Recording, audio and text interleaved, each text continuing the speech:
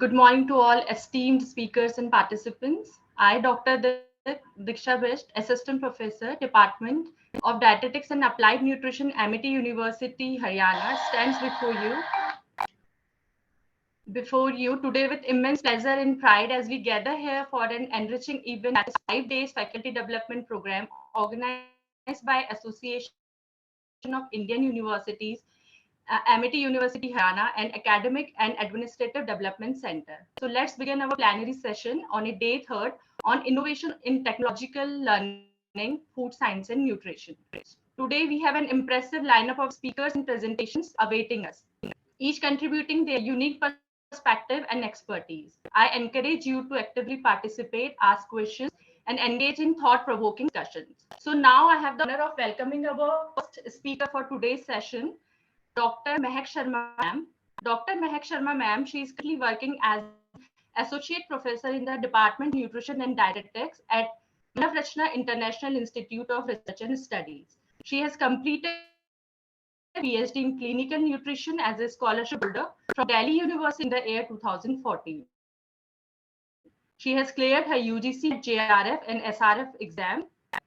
Ma'am has teaching experience of 12 years and has expertise in metabolic syndromes, that is diabetes, hypertension, heart disease, and obesity, plus physical activity and research statistical tools. She is a certified diabetes educator affiliated by International Diabetic Federation.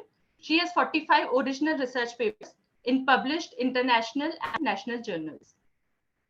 She is the recipient of several awards and accolades throughout her academic and professional journey. And recently, she had received Vishwakarma Award 2009 for her startup Nature Drop, funded by Dynasty. She also has received Best Teachers Award for the year 2023. So now we have the privilege of having Dr. Sharma among us. So again, welcoming you, ma'am, and over to you. Okay, I hope I'm audible to everyone. I think so, Diksha ma'am.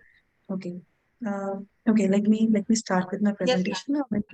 Okay, thank you. A very good morning Yes, to ma'am. everyone. And I did my PhD from the university. So it's a very, very important topic to think about or to learn about, which is resource statistical tools. And why it is important, because it gives you an independence to know your own results, to know to change or to interpret your own data the way you want. So I believe that every food scientist or a nutritionist should know about how to use these research tools. It's very easy to use SPSS. It's very, very easy to use SPSS, but the main focus is not SPSS. The main focus is to how to reach to that platform, how to reach to that particular SPSS software to get the data out of it. Okay, I hope I'm audible to everyone. Yes, ma'am, you are audible. Thank you, Venu, ma'am. And uh, okay, so let's start with what will be the objective of this particular FDP, or the particular session, is that you want to understand the components of research which are associated in food science. You will also understand the various statistical tools we apply in food science, and you will also learn the basic statistical analysis in both in your SPSS and even in the graph pad.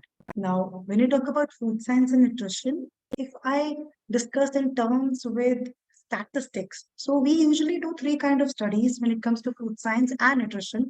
The first one is the descriptive studies. The descriptive studies are the studies where you only analyze the data or describe the data. For example, if you want to do prevalence of study, or you want to find out the incidence of any kind of topic or discussion, then it comes to a descriptive study. Like, I'll give an example. Like, if you want to conduct the study where you just want to find out that how much people know about food safety, or whether they actually understand the concept of food safety. What do you think that do food safety is what is the percentage of people following the food safety guidelines? So that is a descriptive data. When you describe the data in such a way that, okay, fine, I just want to know the prevalence, I just want to know the incidence of data.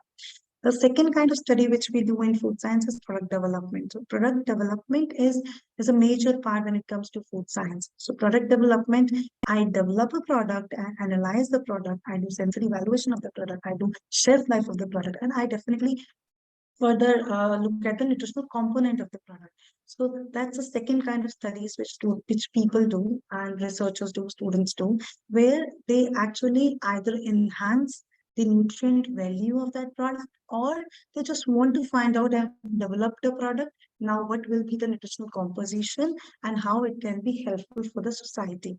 Another thing which is there in product development, which is called as packaging. So now intelligent packaging is coming very well in the society, and everybody wants to develop a product which is product called packaging, which is intelligent or which can be degradable, which can even tell the people that okay, this thing is already spoiled, you cannot use it. So that is also a part of product development, that you will analyze either by shelf life or by sensory evaluation or by sensors which you use to develop that kind of technology.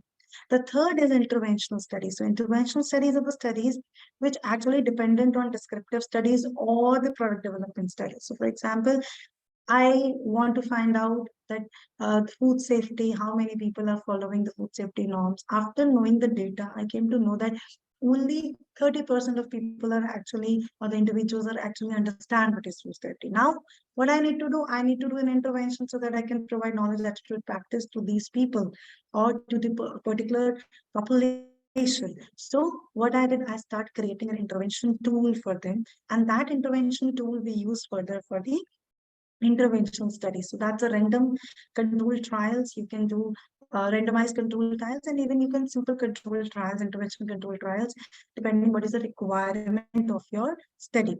And the second is product development. For example, I developed a product. So ragi is coming everywhere. Millets, people are talking a lot about it. So when I say, okay, I develop a product on millet, it has a better ability to control diabetes, for example. Okay, it can do. It is a hypothetical situation. So at that time, you come to the second stage, which is product development. You developed a product. You have shown okay, you have shown that okay, the glycemic index and glycemic control, glycemic load of this product is low, and then I want to intervene to 50 population of subjects where by calculation of sample size, and I want to intervene that product for 3 months or 6 months. So that converts into an interventional study. So it's a product development first and then go to interventional study. So the parameters, the statistical analysis all get different and all change once you change the study design. Okay. Now, when I talk about data analysis, so I just want to know, can you raise your hand? How many of you are actually analyze their data by themselves, or they use statistician to analyze the data? If you can raise your hand in your on your screen.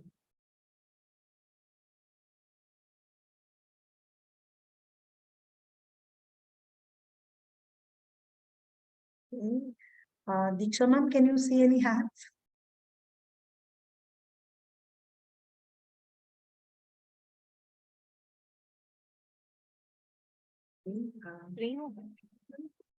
Ma'am, your screen is visible. No, I'm asking about, do anybody has raised their hands? I asked them to raise their hands.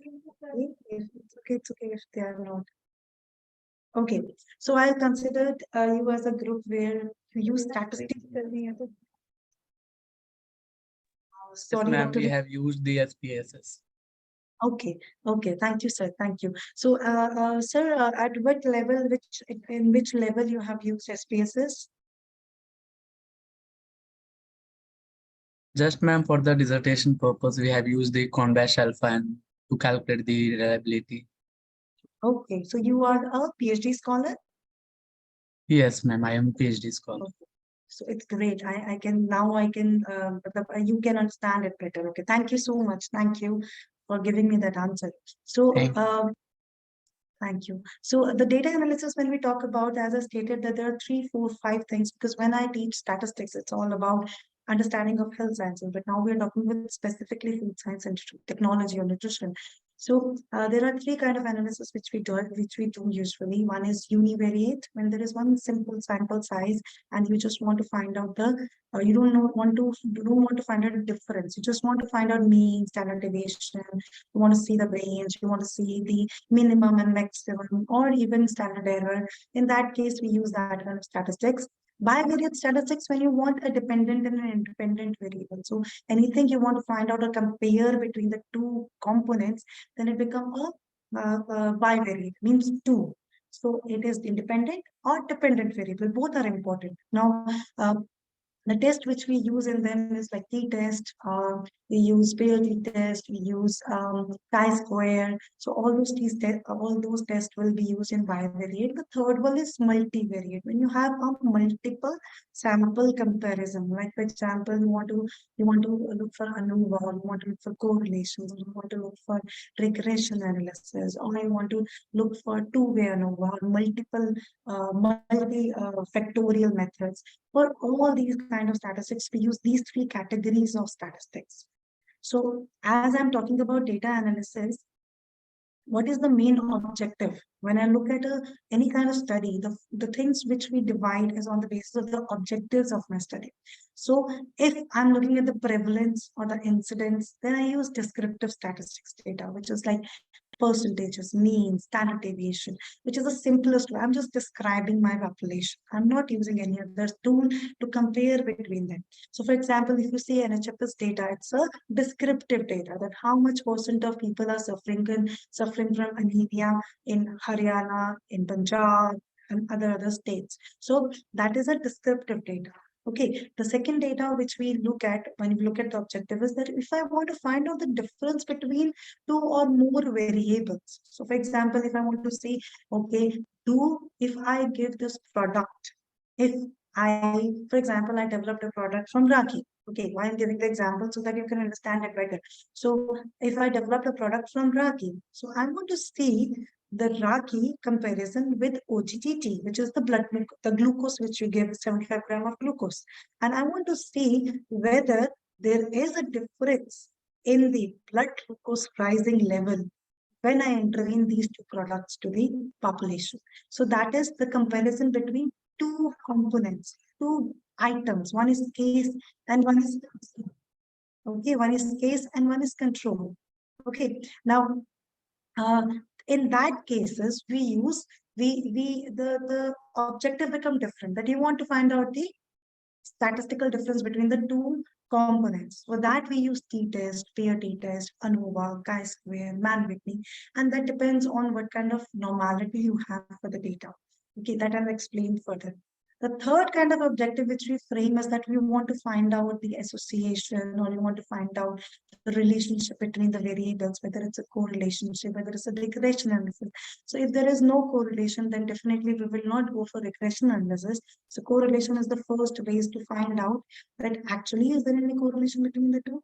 Do Ragi has an impact on the blood glucose level? Is there any correlation between the two? If yes, then I go for regression. I'll control other factors to start with the components of correlation.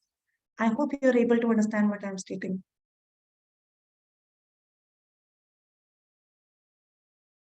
Yes, ma'am, definitely. Okay. Thank you.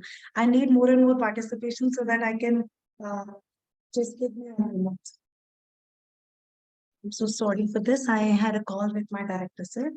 Okay. So, Sorry I for want ma'am. more and ma'am,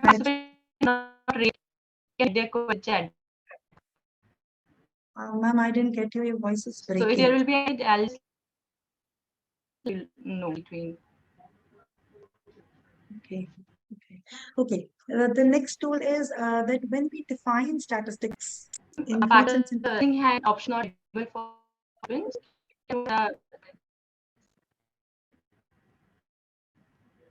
Dr. Renu, can you help me with what Diksha ma'am is saying, because I'm not able to hear her properly? Yes, ma'am. Actually, participant doesn't have this access of unmuting their mic. They can only chat with you.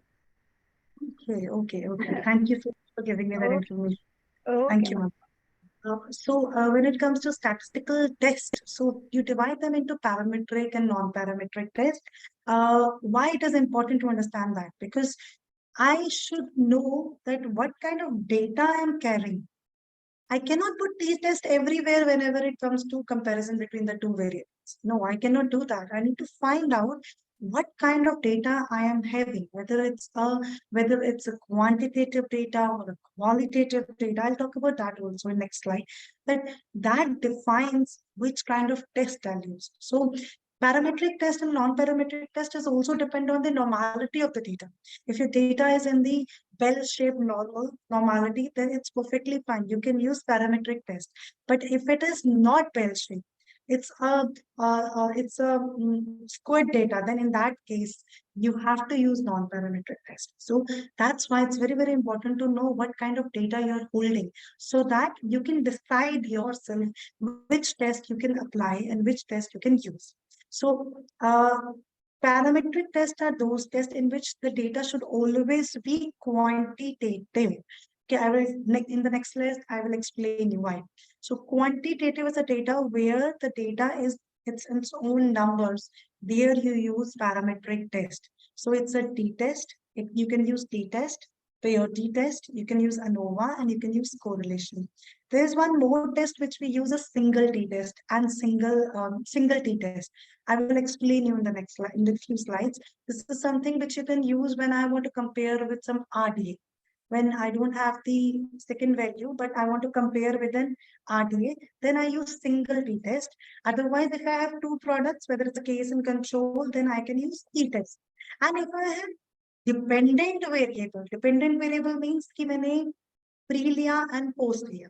Okay, I've started with a study where I've given the nutrition education to the people. That is my pre, when I started with my study, when they don't know about anything, but they don't have received any intervention. And after giving intervention of 3 months, I have again get the same data, that is post test, and we use peer t-test for that particular component. Okay, when the data is dependent, because the sample is same. The sample is only the 10 sample, which was analyzed in pre, and the same temp sample is analyzed in the post. Whereas in t-test, we have independent sample.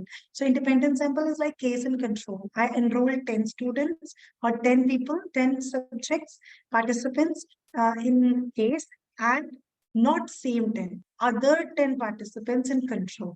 And then we use t-test. So okay, these two are for the comparison of two components. But if I want to compare with 3 or more and many more, then in that case, we use ANOVA. And we also use post hoc ANOVA to find out the difference in between them. Finally, the correlation, as we all know, the correlation and regression analysis goes in both parametric and non-parametric tests. You can define it by quantitative or qualitative. Now, the second one is non-parametric test, where if the normality is not normal, okay, if it's not a bell-shaped curve, then you use parametric test. And if the data is qualitative in nature, okay, in both the cases, we use non-parametric test. Okay, and the test which we use is like chi-square. So if it's a categorical based data, it's the data where we are going to ask, okay, how many meals you take in a day. So I'll say, okay, 4, 3, 2. That is a quantitative data. But for example, if I'll say, do you skip your breakfast? Yes and no sometimes. So when it's yes and no and sometimes, then it's a qualitative data. Qualitative data, yes. Where we use category-based data, where we use chi-square. Mann-Whitney is the only data which is basically quantitative in nature, but categorized as non-parametric. Very, very important to understand. Mann-Whitney is the only test which is basically quantitative in nature, but categorized in non-parametric test. If your data is quantitative, but the normality is not the normal range, then you use Mann-Whitney test. Okay, correlation, and there are many more, Wisconsin test and all. So that I will tell you once we understand that. I cannot explain that within 1.5 hours of session, but I want to give a glimpse of. So now the first question which should be there in your mind. what is quantitative and what is qualitative? Okay, I understood that quantitative and qualitative is important. Which data is quantitative and which data is qualitative? So will you keep that question in your mind, and I'll explain you why. Okay, so there are two softwares which we basically use when it comes to food science technology and nutrition. One is SPSS, which is the most easiest software to be used, and the second one is GraphPad Prism, which we use. The features are same, but there's one thing which is different, which I loved about GraphPad Prism, is that IAUC graph. You can create those graphs in them, and you can find out the difference. I will explain the further studies what are there. There is one more software which we use, is an R software, which is on the basis of commands. So our software is a little different, not different, difficult as compared to SPSS. If you understand how to create an Excel sheet of SPSS, then it's the most easiest software to use.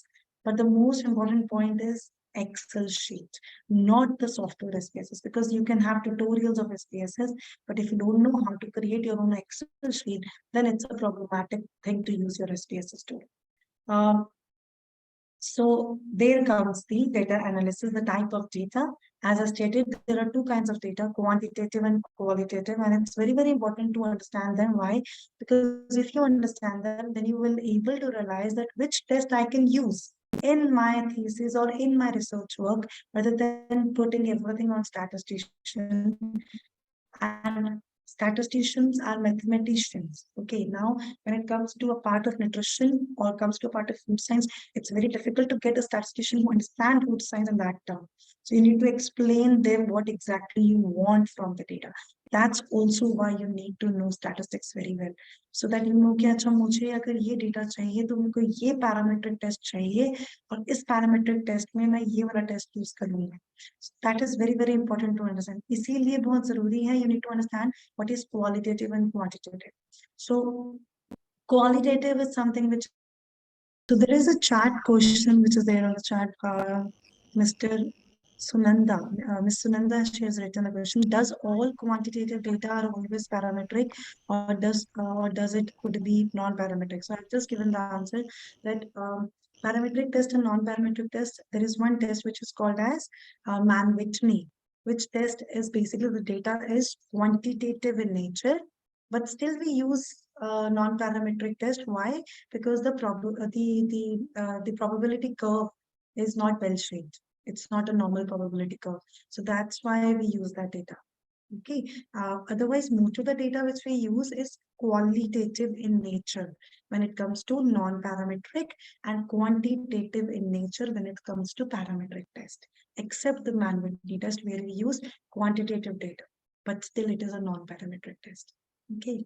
Now, yeah. So quantitative and qualitative. So, for example, if I want to measure the height of the people, so height is quantity, because I have, maybe I'm 160 centimeters, somebody is 162 centimeters, somebody is 162.4 centimeter.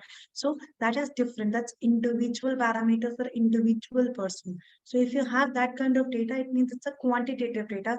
But if you have a data where they have to choose from yes, no, sometimes, okay, then it's a data which is a qualitative data. In that it comes to ordinal data and nominal data, also scale data also.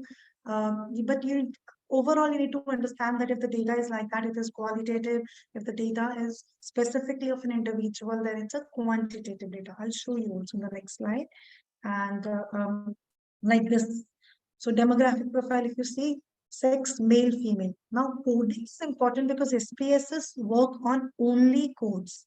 SPSS work on only numbers. Okay, if you put male and female, the analysis will not be possible. It will not be going to give you right answers.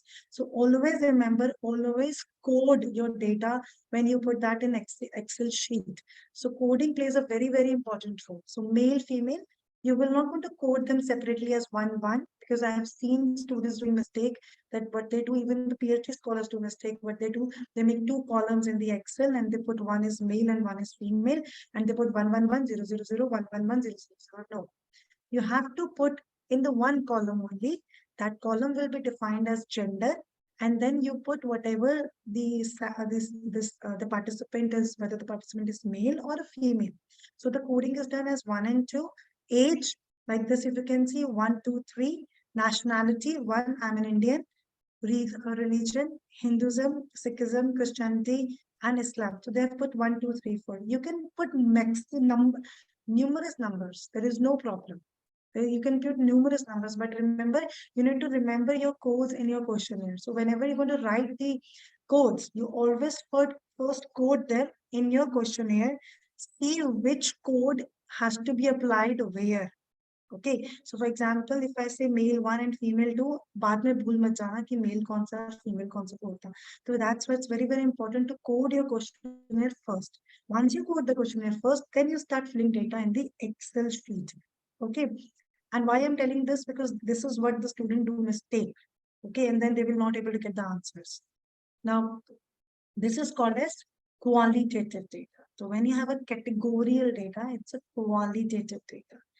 Ordinal data is one also part of the qualitative data when you have data in order. So for example, I have 10th class, 12th class, graduation, post-graduation, doctorate, post-doctorate. It's in an order. You cannot change that order. You cannot do 12th ke baad seedha post-graduation. No, you cannot do that. So it's in an order. So that is the part of a qualitative data analysis only. Then there are other variables if you can see, like for example, senior secondary school, graduation, post-graduation, doctor. So it's a ordinal data. Then occupation, service, business, housemaker. So I can be a serviceman, I can be a businessman, or I can be a homemaker. It depends on my status. Married, unmarried, divorced, and widow. So if you can see, it is not overlapping. It is not overlapping. You have to choose any one of it. Okay, or even if I want to choose, okay, business come homemaker, so I have to make another category for it.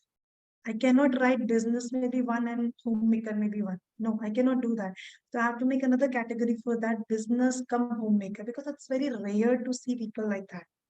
Very rare.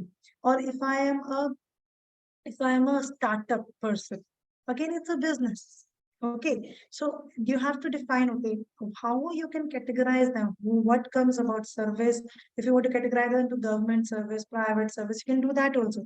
But again, you have to create new columns for the new categories for that. Okay, column will remain the same. Column will remain the same. Okay, then comes, this is called as quantitative data. Any data which is specifically of a particular individual, that is quantitative. I have a quantity of that particular component. So for example, height, weight, BMI, arm circumference, waist circumference, hip circumference, all is quantitative, because my circumference, waist circumference will be different from other person. It is mine. Okay. Similarly, all biochemical parameters. If I want to see the blood glucose level, total cholesterol, any biochemical parameter, whether it's a kidney profile, or it's a liver profile, or if it's a lipid profile, if it's a sugar profile, even if it's CBC counts, all are different from individual to individual. So in that case, that data is called as quantitative. For example, in terms of food science, if I say a product, it's the fat, carbohydrate, protein, vitamins, minerals of that product is different from any other product. So that is again a quantitative data. Even if I do 24 recall to find out the impact of my product, in that case also, it's my calories, it's my protein, my carbs, and that's why it is all quantitative in nature. Remember that very carefully. When I say quantitative, means it's yours. It's a data which is quantity, and it is individual from one to another. Okay. Then comes your multiple responses. So there are many questions when you have multiple responses. Okay, when you can choose out of any of them, right? For example, very simple type of oils. So I can use sunflower oil, so I might be using mustard oil also as at ghee at house. I might be using ghee also at house. So in that case, the coding will become different. The coding will be 1, 1, 1, 1, 1. The coding cannot be 1, 2, 3, 4. Because many of the PhD scholars, when they give the sheet to us to analyze the data, it is written 1, 2, 3, 4 in one column. And it's not, he cannot analyze the data. The SPSS will not take the data. So always remember, when it's a multiple multi-answer or multi-response coding. It has to be 111, and it has to be separately filled on different columns. You cannot put 1, 2, 3, 4 or hyphens. You cannot use them. You cannot use hyphen or any kind of other special sign when it comes to SPSS. So you have to make different columns. So if I say 1, 2, 3, 4, 5, so I have to make 5 columns in my Excel sheet and feed them separately. So for example, if I use sunflower oil, I'll put 1, but I don't use rice bran oil, so I'll put 0 in front of that. I use mustard oil, I'll also put 1, and olive oil, I don't use it, I'll say 0. And green ghee, I can put 1. I'll show you also. I can show you some exercise also like that so that you can understand it better. So when it's a multiple response, please, the coding has to be separate as compared to normal. Okay. Normally, you will not get this information anywhere because when you take SPSS workshops, they directly go to the SPSS software and explain all the features of SPSS. But the most important thing, what I feel, is the coding of the data and the way you fill your Excel sheet, the way you want to analyze your data. Because if you know that, then SPSS is just a tool which you can just learn through through the manual which is already available in SPSS tool. Okay. So this is the SPSS worksheet which you have to create in your Excel. So this data of one of my PhD scholar, and she worked on she worked on food safety, as I was explaining in the early slides, and she did an intervention study where she collected the data. She has used a WHO tool to find out knowledge, attitude, and practice towards food safety, and she did the data where she did pre and post of the population after giving intervention. So pre, she has taken it at the time, and post she has taken after 3 months. Okay. Now, when the data was being fed into the Excel sheet, it has to be fed per question. So the pre question number knowledge question number 1. If the answer was correct, she has coded it 1. If the answer was not correct, she has coded that as 0. Okay, so that's how you have to create your Excel sheet. But all the answers, whether it's a correct answer or not correct answer, it is only in one column. It is only in one column. It will not going to make, you will not going to make 3 columns or 2 columns for it. Okay, everything will be in one column. That's why coding is done. So if I say she did coding right and wrong. Right answer, she did coding for 1, and wrong answer, she coded 0 for that. And that's how she fed that whole in that Excel sheet. Okay, so that's how you can develop this Excel the worksheet for the SPSS. Now, this is a this is a qualitative.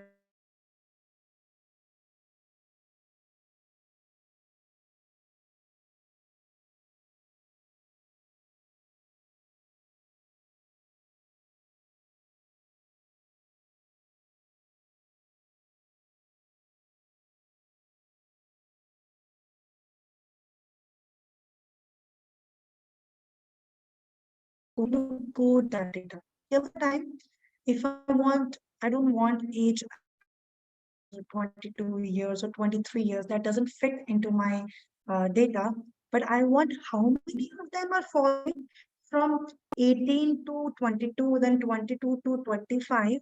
In that case, I can create my quantitative data into qualitative data. Okay, that's why quantitative data is always better, because from quantitative you can convert into a qualitative data also. If I want the categorical based data, I can easily convert that. But from categorical data, it is very difficult to do the quantitative. People are doing with statistics by that factorial method. We are using factorial method to actually conclude the qualitative data into quantitative data. But personally, I feel that the quantitative data is always beneficial. Convert it into category later on, even if you want to. So if you can see the Excel sheet, this Excel sheet is the quantitative data. If the number is there, whoever the person was, his blood glucose pre, his okay. One more thing. For example, when it comes to blood pressure. So there is systolic blood pressure and diastolic blood pressure. So what students usually do? Okay, अगर मैंने कोई product and I want to see the hypertension impact, and I had find out कि उनका systolic and diastolic blood pressure. I have always written like it is always written at 80 by 120. Yes, so I cannot write Y when it comes to Excel sheet. I cannot put slash. I have to separate the data. So systolic blood pressure in one column, diastolic blood pressure in other column. Wherever the data is in the double numbers or triple numbers, the data has to be divided and have to be converted into two columns. Okay. Whereas the blood glucose is a single value, so that's why only one column is used for each applicant or the participant. Okay. The next is sensory evaluation data. Why I've put the data because of two types data. So we all do sensory evaluation for a product. After developing the product, we do sensory evaluation. It's very, very important. Why? Because sensory evaluation will give you an idea, okay, whether the product is acceptable or not. So there are many methods. So the simplest method is this 8-point hedonic scale, 9-point hedonic scale, or 5-point hedonic scale start हुआ है industry में. Even you can use composite method also, which I feel more concrete because the data is quantitative in that particular component. But this is one of the my students' Excel sheet where she put a data where she has analyzed three samples. One, the first one was control, the second one was the product with the concentration, and the third one is with more concentration. So if I, for example, if I give a hypothetical situation, my student has developed a product from foxtail millet. So the first one, for example, she has made tripla. The first one was with the wheat. The second one was with the 50% of concentration of foxtail millet. And the third one, which is third sample, you can see it's from the 70% of the foxtail millet. Okay, so if you can see the columns, look at the columns very carefully. Now this Excel sheet is different from the previous Excel sheet. Okay, sample is the one, whether it's a control sample, case 1 and case 2. So control is the wheat sample. Case 1 sample was the one with 50% of concentration of foxtail, and the third sample was with the 70% of concentration of foxtail millet. Okay, is it clear? So if you can see the sample, first you have to write the sample. The second thing you have to write the sensory evaluation data. So somebody has categorized, like for example, they have taken 10 subjects. So 10 texture, 10 taste, aroma, appearance, and overall acceptability. So usually what students come with the data, or what we used to do understand it, that we used to do separate. ये separate Excel sheets हम create कर लेते हैं उसके लिए, and what we do कि हाँ ठीक है, this is a control sample, this is a case sample, this is a case 1 and case 2. But when you use SPSS, you cannot analyze that data like this. You will not get any data. You will get zero data. You need to convert that into specific Excel sheet to get your data. So you have to first put all the subject responses of control, code control as one, okay, which is sample. If you can see in the Excel sheet, put them as one. Then after, once the sample is finished, you have to put just beneath that, you have to put case 1, and just beneath that you have to put case 2. Okay, then the data analysis will be better for you, because what we say, independent and dependent variables. So color, taste, texture, aroma, appearance, they all are dependent variables. Okay, independent variable are those 3 samples. Okay, so the Excel sheet will be created like this, not an individual Excel sheet, which usually students do, or usually usually we get confused and we send the data to the statistician. So it's a very easy data, but you need to understand that you have to put the data the way it is asked. So whenever it comes to any independent samples, even if you want to do I'll show you another Excel sheet and I'll show you how to compute that in SPSS also. So whenever the data is if there are 3 samples, 4 samples, and from those 4 samples you are doing sensory evaluation from 50 samples, it means 50 to 4, it means 200 sample is there. So your Excel sheet should have 200 rows filled, not 50, 50, 50, 50, and separate Excel sheets. So remember that very carefully. Okay. I hope you're able to understand. You cannot answer. At least you can message me that you're able to understand. Okay. I got one response in chat. Yes, ma'am. Thank you so much. Actually, I have a habit of. Thank you, Diksha. Ma'am, I'm so sorry. I have a habit of having interaction sessions. So it's very difficult because it comes to statistics, then it becomes very difficult for them to, they can ask in between. That's why. Okay. So, We can understand. thank you, ma'am. Thank you. So another data, which one of my, as I stated, it's for the graph pad prism. I love using that software. Why? Because it's something which gives you a better idea. Because the one which helps you to actually calculate IAUC, it will also help you to calculate your how. I mean, I'll show you. I'll show you in the next slide that you will be able to find out the glycemic index and glycemic load of the product. Not with only the theoretical equations, but also by statistics. So that's what the beauty of this graph pad, and you should use it. You should try to use it. There are videos which are available, and I can also share a link to one of the videos. You can see and you can use it. Here, the data. What is this data is? Okay, this is one of my students. She has developed a product from a foxtail millet, and she has also used jackfruit to actually see the impact on the blood glucose level. She wants to see, it's all because it was a dissertational student, and now she is proceeding with the PhD work with the same component, but on a larger scale. So what she did, I have used small data so that you can understand it better. So what she did, she actually take one case and one control. So case is a sample where you have taken your product. So that's a case item. Okay, case item. Okay, that's your product.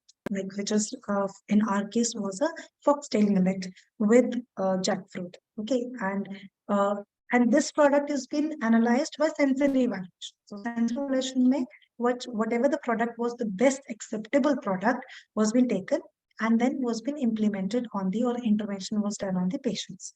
Okay, we have taken ethical clearance for all these interventions. So now the best test to find out the glucose level is your OGTT, and you get many papers on that, very well written papers on that. So OGTT is a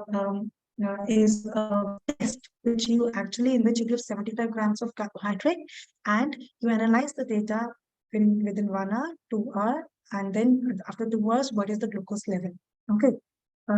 So what we did, we use OGTT and we used it on the same patient so that we can see the difference. So one day we have given them one OGTT test with glucose of 75 grams. And we analyze the data at 0 minute, which is the time I fed, then 15 minutes, then 30 minutes, then 60 minutes, then 90 minutes, and 120 minutes. So the pricking was done for 6 times.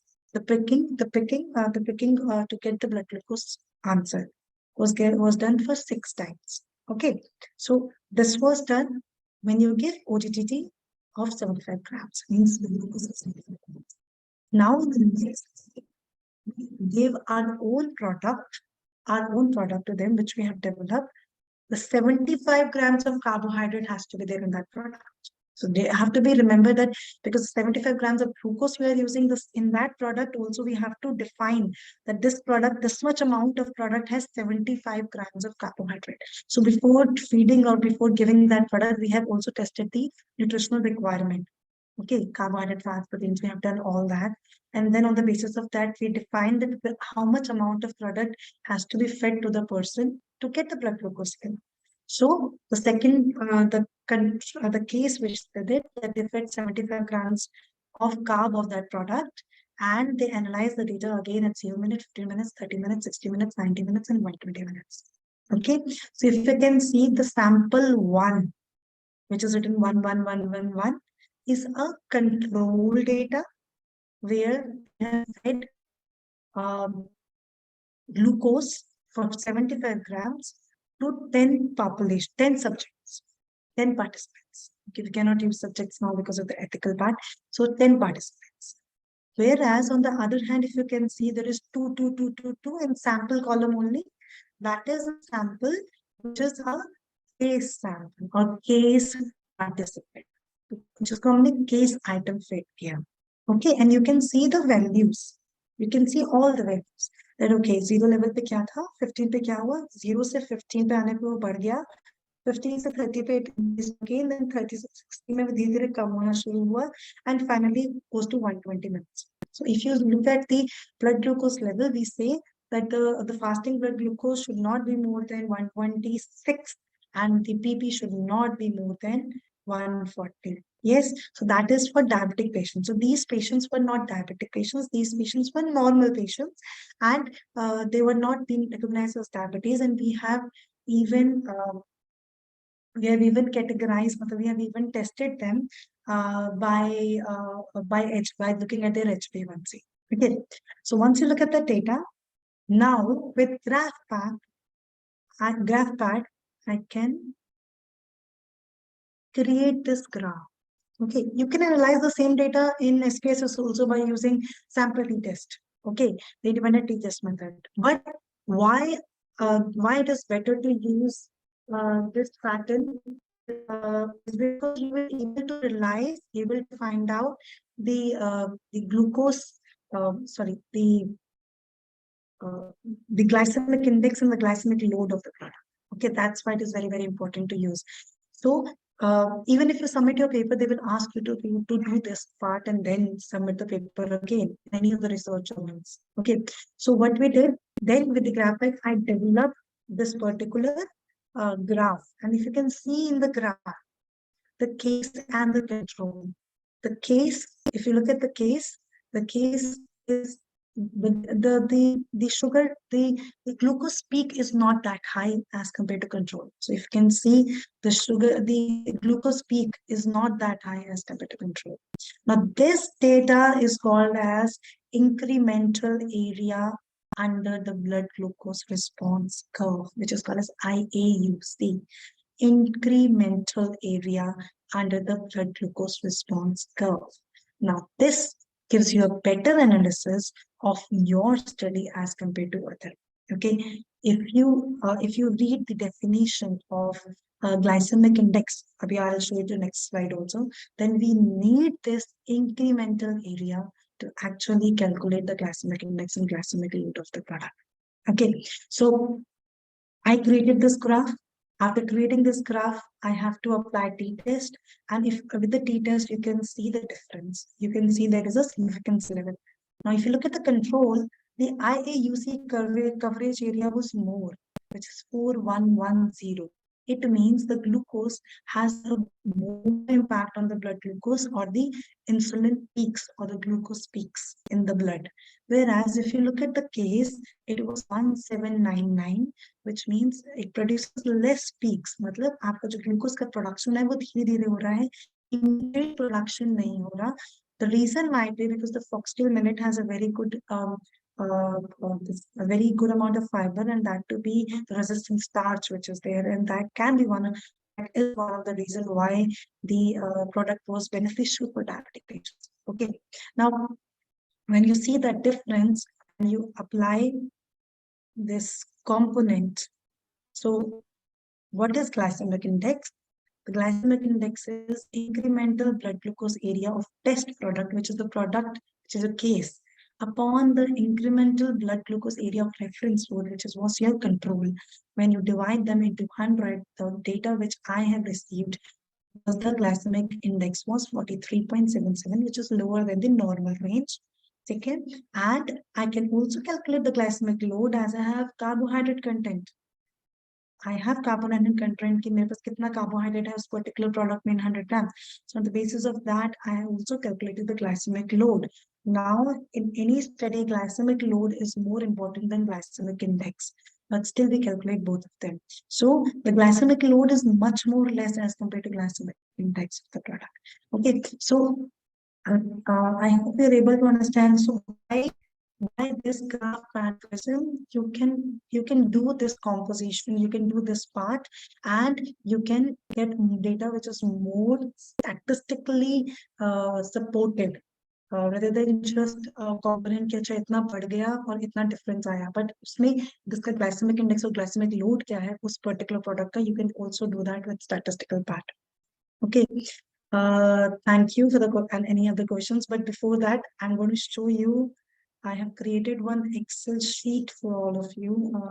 Just a small idea. Let me just.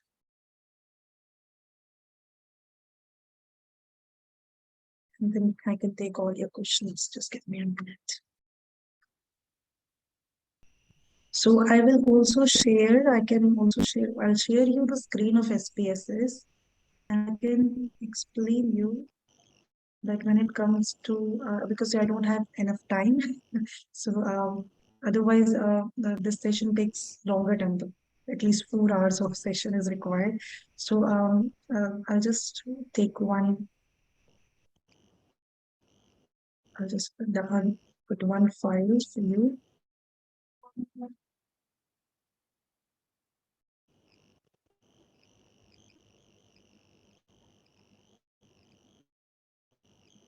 This is one of my students' data, and he developed a product. Okay, let me share the screen. Okay. Can you see my Excel sheet? Can you see my SPSS sheet? Yes, ma'am. Okay, great. So if you can see that when I uploaded, you can also export your sheet in the SPSS directly. You don't need to copy and paste or anything because that causes more confusion.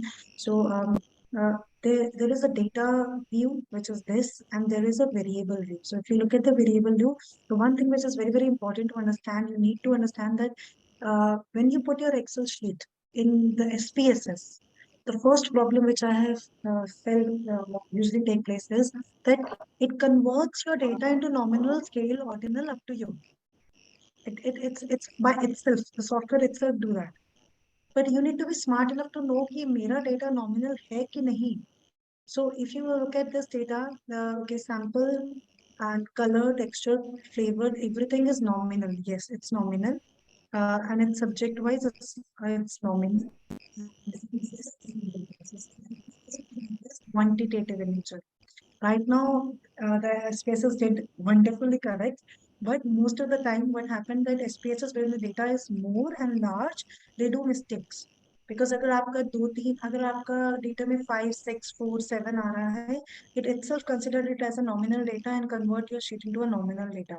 So please be very careful for looking at the measure, because if the measure is wrong, the data analysis will be wrong.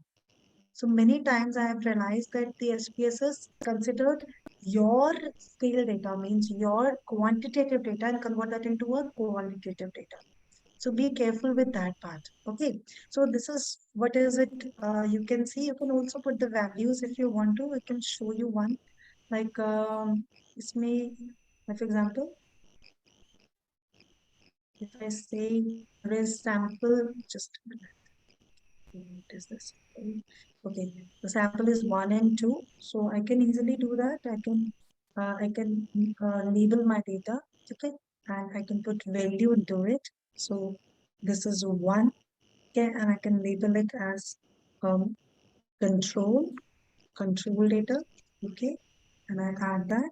Then I put 2, and I put that case, and I add that, okay. So it will define my data. When the interpretation will come, I can see case and control word in front of my interpretation data, and I can easily use it. Otherwise, getting confused with the codes is again a difficult task. Okay. Now, when you go to data 5, for example, if I want to analyze this data of sensory evaluation, as I stated sample, there are 3 samples in it. Yeah. Okay. Let me define this variable also. Let me do this part also. Okay, so value, so 1 is my control sample, for example. Okay, add 2 is my case 1, 2, and 3 is my case 2. Okay, I added that and say okay. And just let me clarify 4 coming here. Okay, 3. Okay, now I have labeled my data. Now what I have to do, simply I have to go to analyze. Once you click analyze, there are a lot of statistical tools will come, which will come in front of you. But simply, if it comes to a qualitative data, it's a qualitative data because it's a sensory evaluation data where you say आप 1 mark करोगे तो it's not good, अगर आप 8 mark करोगे तो it's excellent. So when you have categories like this, it means it's a categorical data. Okay, people use it for quantitative way also क्योंकि इतने सारे tables बन जाते हैं, it's very difficult to analyze the data. So they actually do mean and SD, but we don't prefer that. So simply you go to analyze, you go to descriptive statistics. Once you go to descriptive statistics, you have to go to cross tabs. Become cross tabs. Once you click that cross tabs, so you can put any of this sample, the sample which I'm talking about, the categories. So let me put the categories in. Let me put categories in rows. Yeah, let me put them in column. Okay, let's try it in column. And let me put this all of them together. I don't need to do it one to one, which we do when it comes to statistical theoretical class. You directly put everything in the row. We'll analyze your data within a minute. Okay. Then you go to statistics. You click chi-square. Nothing else you required. You say continue. And you go to cell. You need percentage. So percentage is also calculated. Okay. So we usually put both row, column, and total. You can only take total also if you want. And once you click that, you say okay. So if you can see format, which is the same thing, which is okay. Style, which is there's nothing to be done in that. And finally, you just say okay. Can you see analysis sheet? Or do I need to share it again? Okay, so as you can see the analysis sheets, you see it analyzes each and every data. It means from first to 3, there was no opinion. There was no opinion of any individual. Yeah, if you see color, in color, there is no opinion. 4 में opinion है, 5 में है, 6 में है, 7 में है, 8 में है, 9 में है. Okay, but there was no opinion in from first to 3. And again, control case 1 and case 2, which is there in the column, and you can see how many of them are coming in 4, how many of them have chosen 5, how many of them have chosen 6, how many of them have chosen 7, and accordingly percentages are there. So you do it for color. Now look at the color and then look at the chi-square. So chi-square means what is the difference? So if you see the chi-square, Pearson chi-square, okay, the value is 5.7 and the significance difference is the value is 0.83. So whenever the p-value is more than 0.05, it means there is no significance difference. You accept your null hypothesis. But whenever the value is less than 0.05, it means the difference is there. There is a statistical difference in the components of color of the products. Okay, so that is what statistics do. I can see the difference, but statistics can statistically prove that yes, the difference is actually there. Okay, so that's how, this is why one click you will able to get the data. But for that, Excel sheet has to be correct. If the Excel sheet is not correct, you will never get this data. 100% sure. And that comes with when you have to do it again and again and again and again and again. More you do it, more you become expert in that. Okay, so similar with taste, similar with texture, similar with color, aroma. It gives chi-square for each and every component of sensory evaluation. Now, in many cases, because there will be many tables, there will be 6 tables in sensory evaluation data. So sometimes when it comes to research papers, it is the research papers don't accept. No, we don't want data like this. Please compile it in a better way. So in that case, they use mean and SD. So simply you go to analyze. Can you see that? Can you see analyze? or are we still in the output sheet? Dikshavan, can you see analyze? Can you see my cursor? Yes, thank you. Now it's me. Okay, I'm thinking that you all are looking at my Excel sheet, my SPSS sheet. So analyze, you go to descriptive statistics. Once you go to descriptive statistics, you just need to either descriptive statistics and then you go to descriptives. Once you click descriptives, it will again ask you what are the points. But इसके लिए तो आपका sample बढ़ गया ना, because 3 samples है. Then you go to compare me. You go to one-way ANOVA. Once you click one-way ANOVA, so the categorical data with the sample is there, 1, 2, 3 will come in factor, whereas all the other components of sensory evaluation will go to dependent items. Okay, and you can even put post-op. So abhi main put nahi kar raha, otherwise you get confused. And you simply need to say okay. Once you okay, you see the Excel sheet. Okay, you can see that there is only in the taste there is significant difference, even in the aroma, even in the appearance is significant difference. Now if you put the same data, so with the same data, I can also add descriptives also in the data. So I'll simply go to options, I'll put descriptives, I'll say continue. Okay, so if you can say there is a descriptive data also. So it's like 7.4 is the mean and standard error you'll use. Okay, standard error you'll use, not standard deviation. So 7.40 and standard error is 0.193. So this become more crisp. Data become more crisp because you get mean for control, for case, and for case 1 and case 2. So in many cases where they are not able to put so many tables, so in that case, research papers you will see mean plus minus ST. But ideally, I feel it's wrong because the data is actually qualitative in nature. So for these kind of data, I prefer you should do composite methods. So that will going to help you give you better data because उसमें होता है 50 में से आपने कितना marking किया. So individual parameter will get individual number. Okay.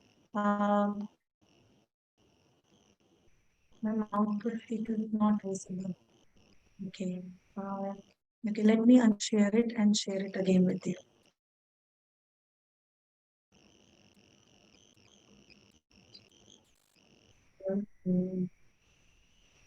Let me share the output sheet with you again. So this was I was telling you that दोबारा से एक बार बता देती हूँ कि जब हम डेटा निकालते हैं तो हमें सेंसरी एवैल्यूएशन का डेटा निकालना bye chi-square.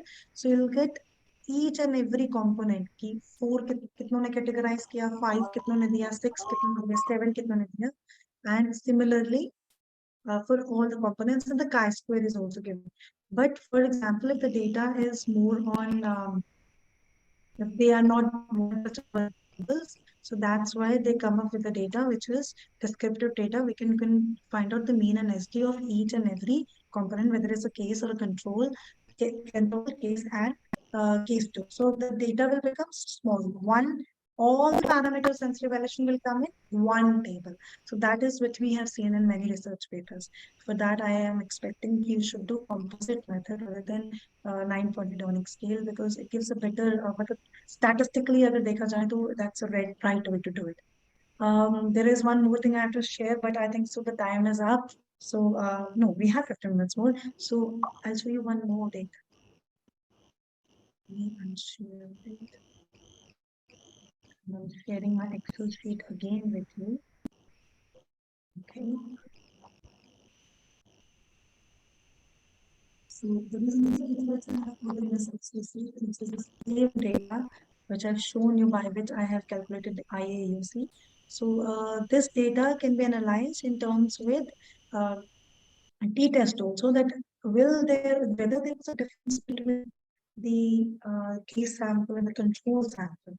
So you just need to analyze because it's a two subjects. So there are two samples, 1 and 2 only. Okay, there are no 3. There are only 2 samples. If there are 3 samples, 3 testing you have done, then it become ANOVA. But if there are 2 samples, then you simply do independent t-test. Okay, they are not dependent, independent t-test. So once you go to analyze, you go to compare means, you do independent sample t-test. Once you click that, you just have to, in the group, you have to put the group, which is the sample.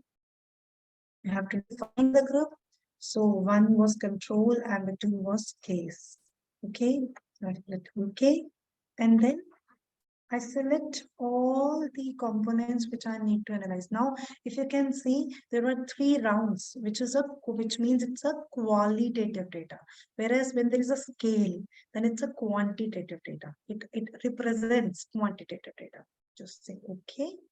Okay, it is working on 95%. You can change that. You can put it as 91 or 99 also. And you simply say okay. So once you get that okay, let me stop and share again with you the output sheet. So if you can see the output sheet, it says at 0 minute, the mean value for the control was 93.4, whereas case was 92.9. Then as further, it's a descriptive statistics. At 15 minutes, it was 138, but the case was 119. At 30 minutes, it is 154 and the case was 120. So I can see the difference. I can see there is a difference between the two. Yes, there is a good difference. The case subject has better impact on blood glucose level. I can see with the descriptive mean and ST. But we need to have a statistical component. So that's why we have to look at the t-test. So if you look at the t-test, so this is the t-test table.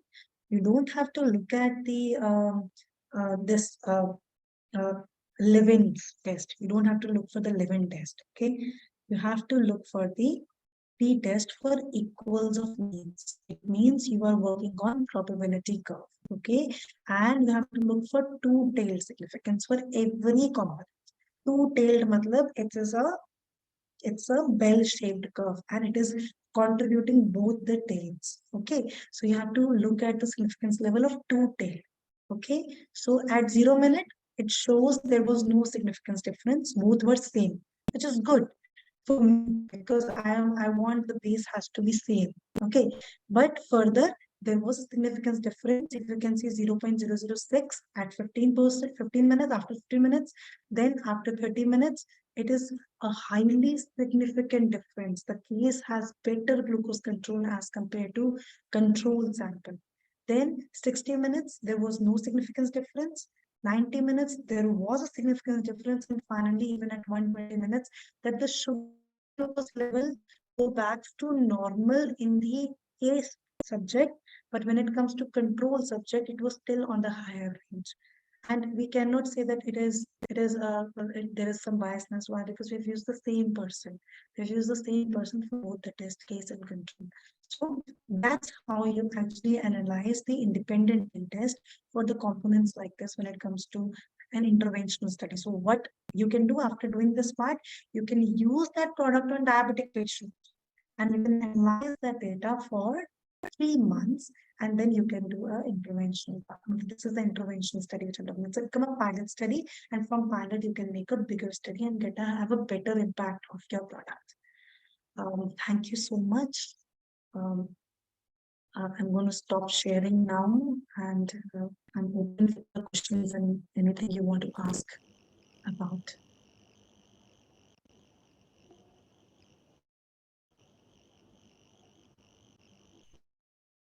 There's one question, which tool we can use for survey work? Most of the questions in the chat box have already been taken up.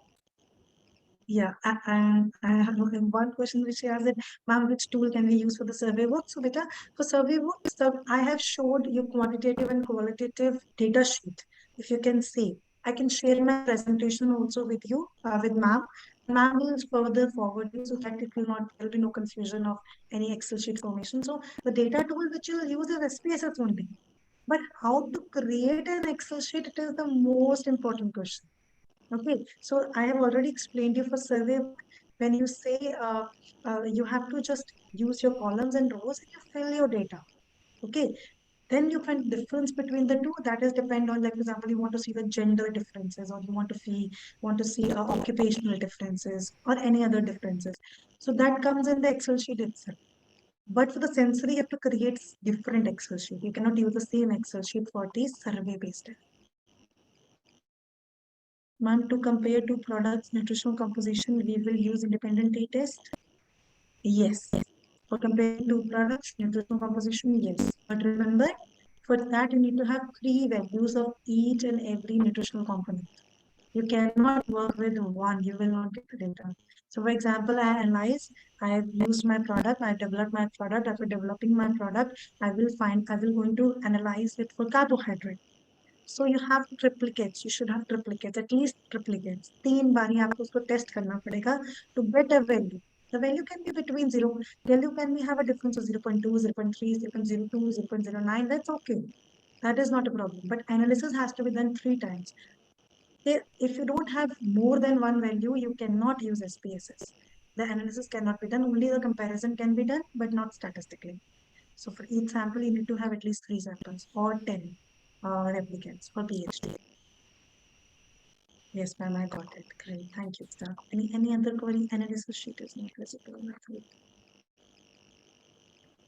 Now, is there any other query?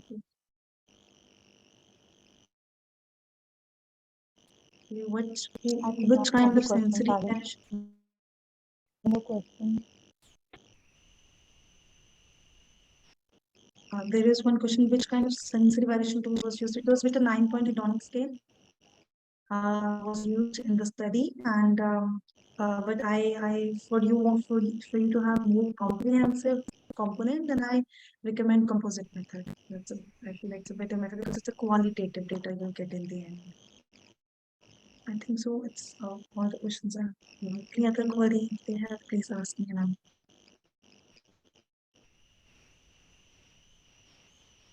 I hope it was useful.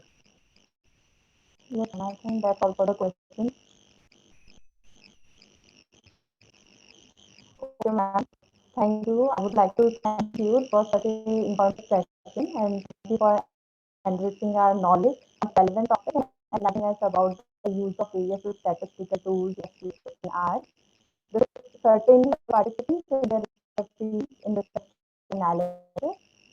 The vast knowledge in the field of statistical tool and technical tools analysis. And it is our privilege to have an opportunity to hear from you. Again, thank you so much, ma'am.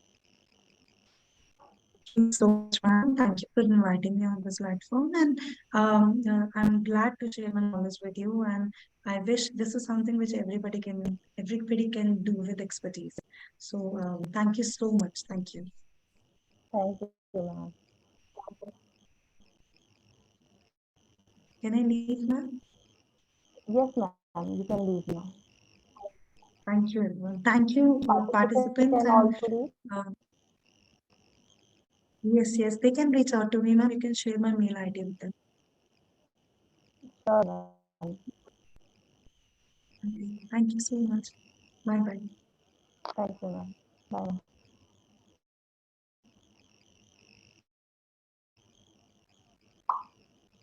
Participants can also leave. We'll meet again at 2 p.m. today. A very good afternoon to all the esteemed speakers and participants. Welcome you back to the plenary session after a refreshing lunch break. I hope you had a delightful meal and have recharged your energy for the next session. As we reconvene, I'm excited to continue our discussion and delve deeper into the matters at hand. Now, I would like to welcome our next speaker, Dr. Punita Ajmera ma'am. She is an associate professor and currently she is heading the School of Allied Science in the Delhi Pharmaceutical Sciences and Research University, Government of NCT since 2020. Over the years, she has gained tremendous expertise in the field of health, fitness, and physiotherapy. He has also been actively conducting researches to spread word of awareness and has published more than 82 research papers, authored 7 books, and has published 2 patents. One of her research papers has also been awarded as Highly Outstanding Paper Award in 2018 by Emerald Publishing Group, United Kingdom. Her research work and her contribution to the society has been published across several national and international journals. She has won several awards and accolades for her efforts at different phases of life, such as being district topper in 12th class and silver medalist in her bachelor's program in Kurukshetra University. We are curious to hear from you, ma'am. With this, I welcome you again and over to you. Okay, thank you so much, Dr. Deeksha, for such a nice introduction. So a very good afternoon to one and all present here. So today's topic of my presentation is the role of innovation and technology in public health nutrition. Now, let me share my screen. Hope my screen is visible. Yes, ma'am. Okay, okay. So before understanding the... Sorry? Dr. Deeksha, your voice is breaking. Maybe there may be issue from my side or your side. I'm not sure, but I don't know. So is my screen visible? Slide is visible or not? Okay, okay, fine. Thank you so much. So before understanding the role of innovation and technology in community nutrition, first we have to understand the difference between community nutrition and nutrition. Because nutrition nowadays is more or less like personalized nutrition, or you can say focusing on individual nutrition. But when we talk about community nutrition, it means we talk about community as a whole. So rather than focusing on the nutrition or dietary habits of a particular individual, we focus on the dietary habits of entire community. So there is a difference between nutrition, personalized nutrition and community nutrition. So the aim of community nutrition is to improve the health and well-being of a large number of individuals and groups within the community. So basically we can say it is the specialized field of dietetics that focuses on providing education and resources within the community to meet its needs. It involves teaching the individuals about the importance of healthy diets and behaviors. You can say it is the process of helping individuals, or you can say group of individuals, to develop healthy eating habits in order to promote wellness and to prevent disease. So the focus is not on an individual, it is on the entire community. So we can say community nutrition requires a population-based approach, not an individual approach. So here, the focus of interest is community rather than an individual, or you can say one individual. So the focus of interest here is the entire community. So it is also nowadays, it is also known as nutritional surveillance, where we try to monitor the nutritional aspects of individuals in a particular community. And the goal is to educate all the individuals and groups so that they can attain and adopt healthy eating habits. And dietitians and nutritionists, they work together with many other like healthcare professionals from different fields to promote and improve the nutrition in a community. And their efforts emphasize a preventive approach in educating the individual and how change in dietary habits will reduce the risk of illness. So it focuses on all the age groups. So if we start from a baby and we go to, you can say older adults. So community nutrition targets everyone starting from a small baby to older adults. So it is, you can say, the study of assessing food and nutrition situation in terms of identification of food and nutrition problems, the causative factors, the possible solutions for prevention and cure of problems. And when we talk about community, when we talk about public health or community nutrition, so here preventive approach plays a very important role. And community nutrition, there are 3 arenas of community nutrition where we have to focus. The first is, we can say, people People means diverse set of individuals from different classes, immigrants and people from different languages. And the goal is to adopt or to find out good and healthy food habits that can improve their eating patterns and further lifestyle of individuals. So dietitians and nutritionists, they gather information about the background of people, including their socioeconomic status, political, cultural, and psychological aspects, so that they can fit their personal needs. Same way, in case of community nutrition also, we track food habits and nutritional status of a particular community, so that we can find out the reason for a particular disease or disorder that is prevailing in a community. So that is people. Now coming to policy. Policy, what does policy means? Policy means a particular course of action that is followed, to accomplish a particular goal. So it is the key component of community nutrition practice. And it is chosen by public health authorities to address a particular problem. Like if we talk about malnutrition, there are a number of policies that have been established to combat malnutrition. And same way for, suppose if we talk about anemia, so government has initiated so many programs, iron and folic acid supplementation program, even in ICDS scheme, there are a number of actions that are being started for combating anemia also. So policy includes different programs which are the instruments to change the behavior of the people, and change in behavior of people, that is essential so that healthy lifestyle in a community can be adopted. So policy is the key component of community nutrition practice. It is chosen to address a particular nutritional problem. And it is what the governments and organizations implement or imply to accomplish through their laws, regulations, and programs. And programs are the instruments that are used by government or organization or community nutritionists to seek behavior changes that can improve the nutritional status and health. So these programs, they target the group of people in a community and use a number of instruments to seek behavior changes, because these behavior changes will ultimately improve the nutritional status and health. So that is a little bit about community nutrition. Now coming to community diagnosis. So here, so community diagnosis, let's talk about the components of community nutrition. So basically there are three components of community nutrition. Now why I'm talking about what is community nutrition and the components of community nutrition, because until and unless we understand how nutritional aspect of a community is different from the nutritional aspect of an individual, we won't be able to adopt innovative techniques in a community. So I'm just giving you a little bit background of community nutrition and the simple models that have been adopted to enhance community nutrition and to find out barriers that community nutrition field is facing, so that by adopting innovative techniques and technologies, these barriers can be overcome. So there are three components of community nutrition. First is community diagnosis. Second is action plan on nutrition surveillance and evaluation of action.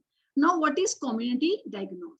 Community diagnosis means we have to understand, we have to diagnose food, nutrition and health problems, to diagnose the causative factors that are responsible for a particular disease or disorder in a community. Now, let's talk about the prevalence of diarrhea or typhoid in a community. So obviously, to find out or to alleviate the problems of diarrhea or typhoid, first we have to diagnose the food habits, the nutritional habits, or other associated health problems in a particular area. And until and unless we are able to diagnose the problems associated with their food habits, we won't be able to alleviate the problem. So that is why community diagnosis is the most important thing that we have to take care of. Now coming to action plan on nutrition surveillance.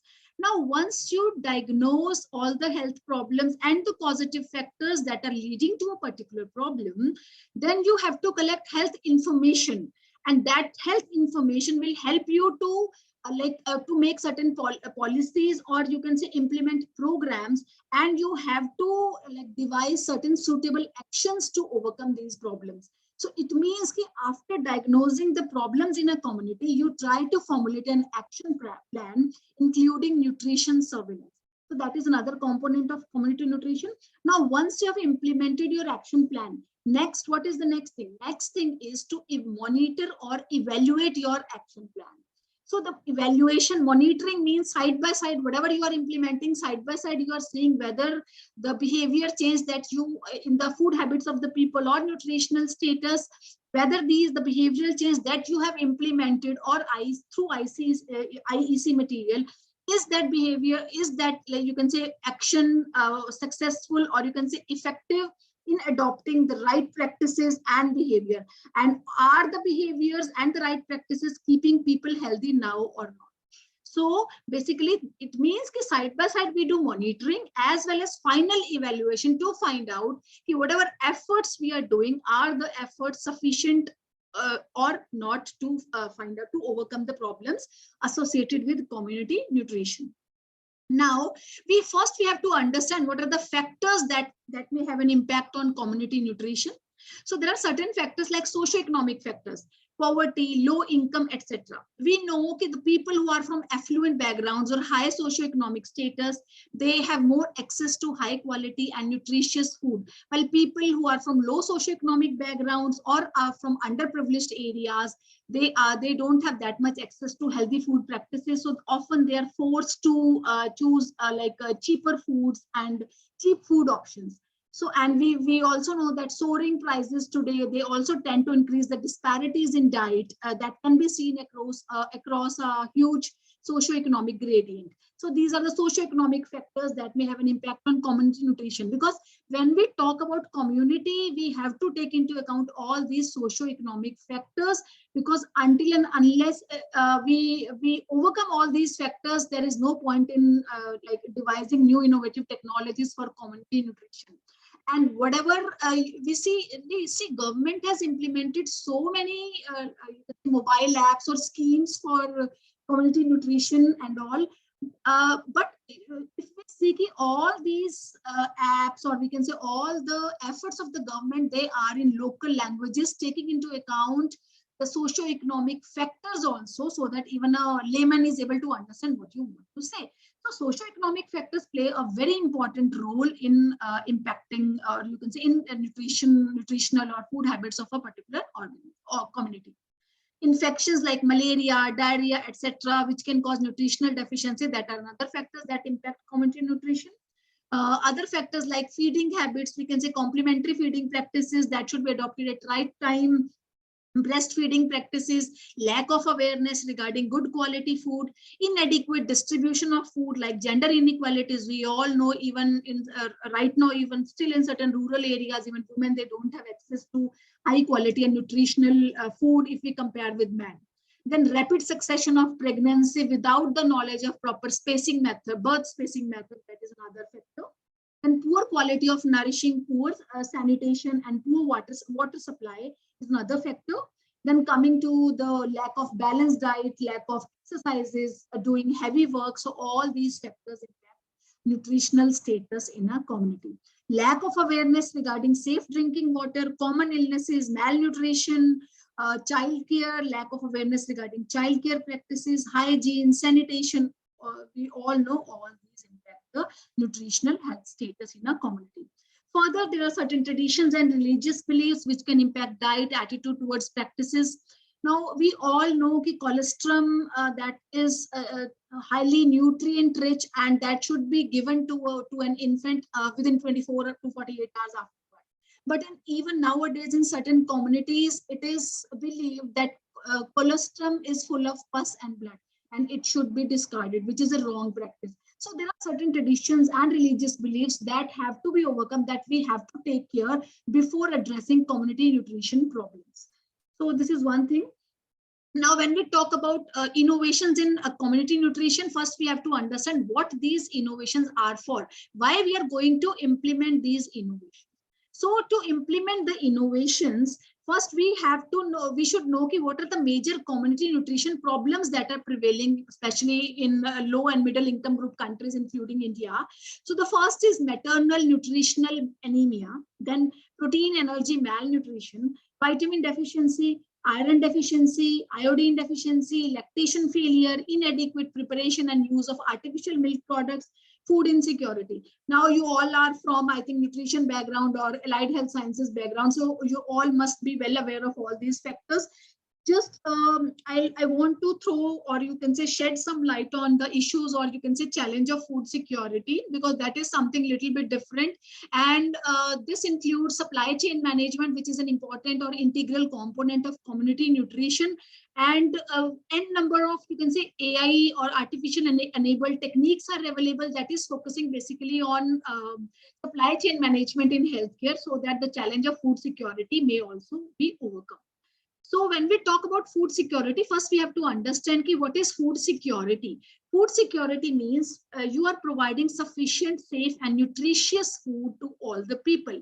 Now, it, according to Food Health Organization, it exists when all the people at all the time have social, physical and economic access to sufficient, safe and nutritious food which meets their dietary needs and food preferences to live an active and healthy life. So it means the availability and access of food to all the people at all the times, and that food should be sufficient, safe and nutritious so as to meet their dietary needs and demands, so that they can live an active and healthy life. So that is basically food security. Now, there are 4 dimensions of food security.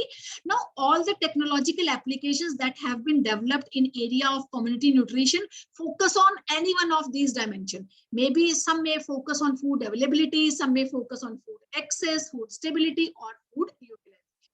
So, dimension first is food availability. That include average dietary energy supply adequacy, which means is the country's, you can say, food supply that contains enough energy to meet the dietary requirements of people. Then average value of food production, share of dietary energy supply that may be derived from cereals, average protein supply of animal origin. So all these come under the dimensions of food availability. Then second dimension comes food access. So it means will or are the people having adequate access to food? Is the road density proper, road condition proper, rail line density proper? See, these food security and all these dimensions have been given by WHO. And so WHO says that apart from like ensuring food availability and food utilization, we also have to shed attention to food access and food stability. It means we should know, is the road is of adequate quality so that access to the food is easy or not? What is the domestic food price index? So is there any prevalence of undernourishment? Or is there any deficit of food? What is the depth of food deficit and all? So all this come under the dimensions of food access. Now, food stability. Now, what is the cereal import dependency ratio, which means how much available domestic supply of cereals have been imported and how much is produced by the country itself. So that is cereal import dependency ratio. Then the percentage of land that is available for irrigation, the value of food imports over the value of exports, is political stability is there or not? What is the domestic food price volatility, or you can say variability? What is the per capita production variability, per capita food supply variability? Means what is the variation in domestic food prices over time in terms of production as well as in terms of supply? Now coming to the dimension number 4, that is food utilization. Is there any access to improved water source, sanitation facilities, and what is the percentage of children under 5 years of age that are affected by wasting, stunting, or what is the percentage of under 5 children who are underweight? And what is the prevalence of underweight adults? What is the prevalence, or you can say what is the percentage of anemia among the pregnant women, what is the percentage of anemia among children under 5 years of age, and vitamin A deficiency and all. So all these dimensions of food security we have to take care of, because all the innovative techniques, apart from focusing on community or nutritional or you can say dietary habits, they should also focus on one of these dimensions. Now, To overcome all the problems that I have mentioned in the previous slide, United Nations has declared a decade action on nutrition from 2016 to 2025. And as per this decade of action on nutrition, what it says that we should end all forms of malnutrition, including internationally agreed targets on stunting and wasting in children under 5 years, and addressing the nutritional need of adolescent girls, pregnant and lactating women. In India also, if we see in a National Family Health Survey, we can say now 5th NFHS was carried out. So according to that survey, still there are like you can say around 35% children under 5 years of age are stunted and all. So we have to take into account all these things. So United Nations has declared this complete decade as decade of action on nutrition.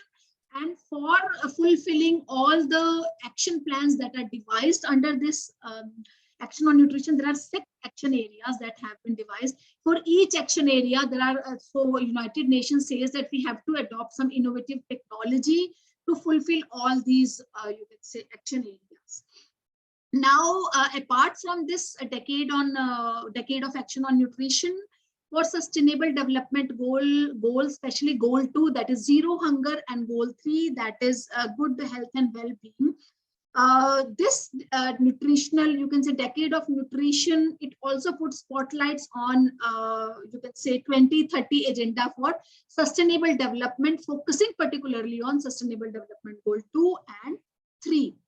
Now, this is the action plan that was devised by United Nations Decade of Action on Nutrition. So just little bit, I'll discuss about this agenda, then we'll come to the innovative techniques that have been adopted by the government to fulfill this agenda or to achieve a sustainable development goals. Now, in April 2016, United Nations Decade of Action that was proclaimed by UN General Assembly.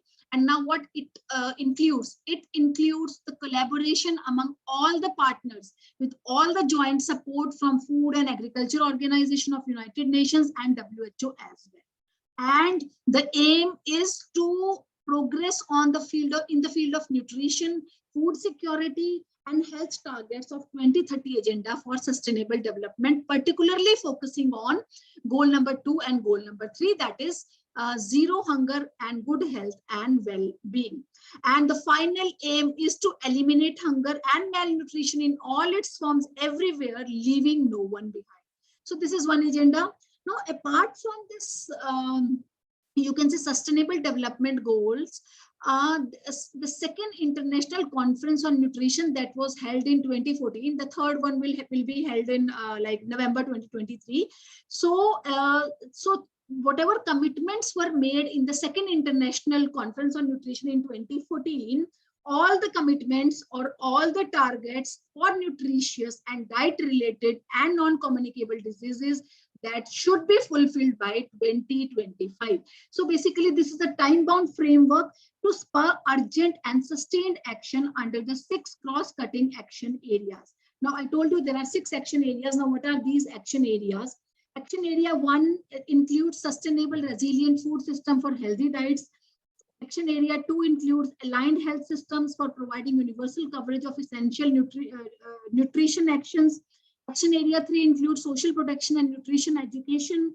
Then trade and investment for improved nutrition, safe and supportive environments for nutrition at all ages, and strengthened governance and accountability for nutrition.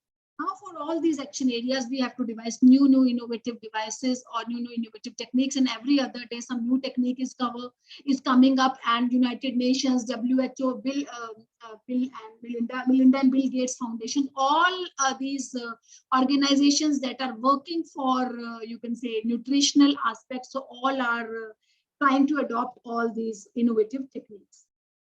Now, this is a conceptual model that was given by Barker et al. In 2018 that shows the pathway between interventions to improve maternal nutritional status and maternal and infant outcomes. Now, why I'm talking about this model? Because see, most of the you can say innovative techniques or AI-based techniques, either they are based on pre-conception stage, or they target conception stage or post-conception stage. So first we have to understand little bit what is actually what it is all about, and how we can devise different innovative techniques depending upon the different, because see at different times the you can say nutritional needs and food habits, they are different at different points of time. Now, as per the conceptual model given by Barkle et al. In 2018, the entire period in the life of a lady, that is divided into 3 stages. First is preconception stage, then conception stage, and then post-birth stage. So preconception stage include those females who are planning to conceive within the next 3 months to 2 years, or those females who are planning for their second pregnancy, or you can say subsequent pregnancies. And then you can say conception stage includes all the 3 trimesters of pregnancy, first, second, and third. Then post-birth stage includes all the stages from you can say first month to 60 months of age. Most of these you can say AI-based techniques that focus either on children that are from 1 month to 60 months, or preconception stage, or you can say conception stage. Now, according to this model, you can say there are 2 types of boxes here. One is this orange box, and one is this blue box, and one is this third one is this green box. So this orange, or you can say brown box, that indicates all the you can say risk factors, interventions, and mechanisms that can be adopted to achieve a healthy lifestyle and improved early childhood development milestones. And outcome includes whatever mechanisms or intervention we have implemented or adopted, what are the outcomes of those you can say interventions. So we all know that women may be underweight, normal, overweight, or obese, and you can also see there are 3 different types of arrows in different colors. Basically 3 different colors. One is blue, one is red, and one is green. So blue color arrows indicate these are addressing undernutrition. Red colored arrows address overnutrition, and these green colored arrows indicate confounders, or you can say extraneous variables. So if a woman is underweight, so what interventions can be given? These interventions can have, you can say, can adopt innovative techniques also. So food fortification and supplementation, and cash transfer. Cash transfers means we are transferring, or you can say government transfer some cash amount in the account of the females, or so that they can have access to high quality and nutritious food.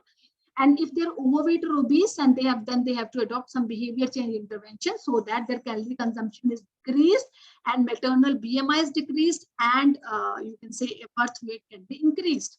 Now, when we talk about underweight and normal, and when we talk about the intervention involving food fortification and supplementation or cash transfer, so mechanism involves increased calorie consumption and increased micronutrient consumption. And then outcome will be increased gestation, increased birth weight, and increased maternal BMI. And in case of overweight or obese, outcome may be decreased macrosomia or decreased maternal BMI, leading to decreased stillbirth, decreased neonatal mortality, increased weight for age, increased height for age, and increased weight for height parameters, so that early childhood developments can be taken care of. And if there are any milestones that are being delayed, they can be taken care of. So this is the model. Now, coming to the role of innovation and technology in community nutrition. Now, when we talk about the role of innovation and technology, so basically these innovation and technology we can classify in 3 different, you can say, ways. First is all the innovations that includes apps, like mobile apps. And second is your web-based intervention. And third is your wearable devices. So when we talk about wearable devices, they are more inclined towards personalized, you can say, nutrition. But when we talk about mobile apps and web-based nutrition, so these are actual, you can say, these are actual innovative techniques that focus on community nutrition. Now, the first one is Poshan Tracker. That is an app by the Ministry of Women and Child Development, Government of India, and this is a part of Poshan Abhiyan. That is again by the Government of India. That is an initiative by the Government of India taking into account nutritional aspects. So here I am just talking about the salient, you can say, mobile apps that usually focus on community nutrition. And number of apps are available. If you just download, you just type one keyword, nutritional apps on, you can say, Play Store, Google Play Store, and number of apps are available, and you can see. So these are the major apps that focus basically on community nutrition, and especially community nutrition in case of rural areas, slum areas, etc. So Poshan Tracker is basically a mobile-based application that is rolled by the Ministry of Women and Child Development, Government of India, on 1st March 2021 through its National E-Governance Division.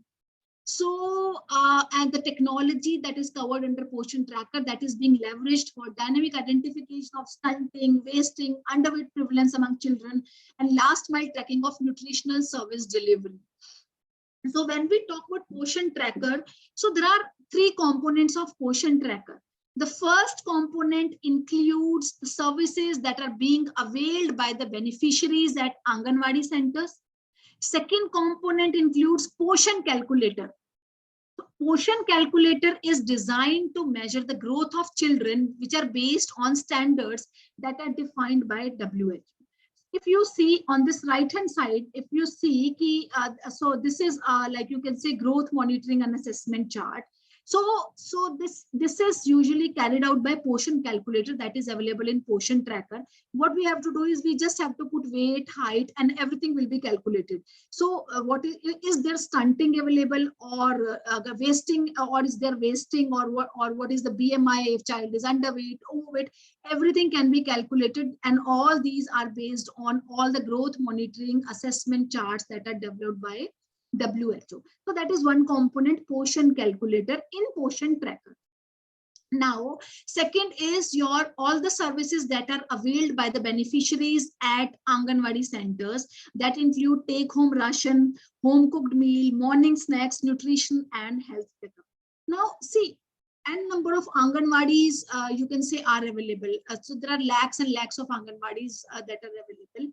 And if we, and there are beneficiaries also, but who will look after the activities of all these Anganwadi centers? Though there are, you can say, there are professionals that are available to look at their activities, but still we need real-time recording and monitoring. So this Poshan Tracker is an initiative by the Government of India to view the activities of all these Anganwadi centers. So the first component was your Poshan Calculator. Second component I told you was the services that are availed by beneficiaries at Anganwadi center. And third component include all the awareness session. So awareness session is for everyone. So there are n number of, you can say, checklists available, recipe books available, IEC material available for pregnant ladies, for lactating ladies, for childcare, etc. So you can get awareness regarding disability screening. You can schedule your home visits. If you want some Asha or Anganwadi worker to visit your home and just do the assessment at home only. So that is also available.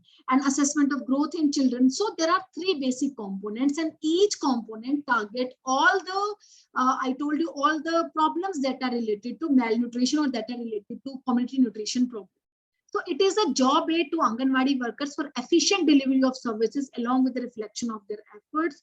It is a critical and beneficiary-centric service that is under Poshan Abhiyan that will promote real-time data with analysis.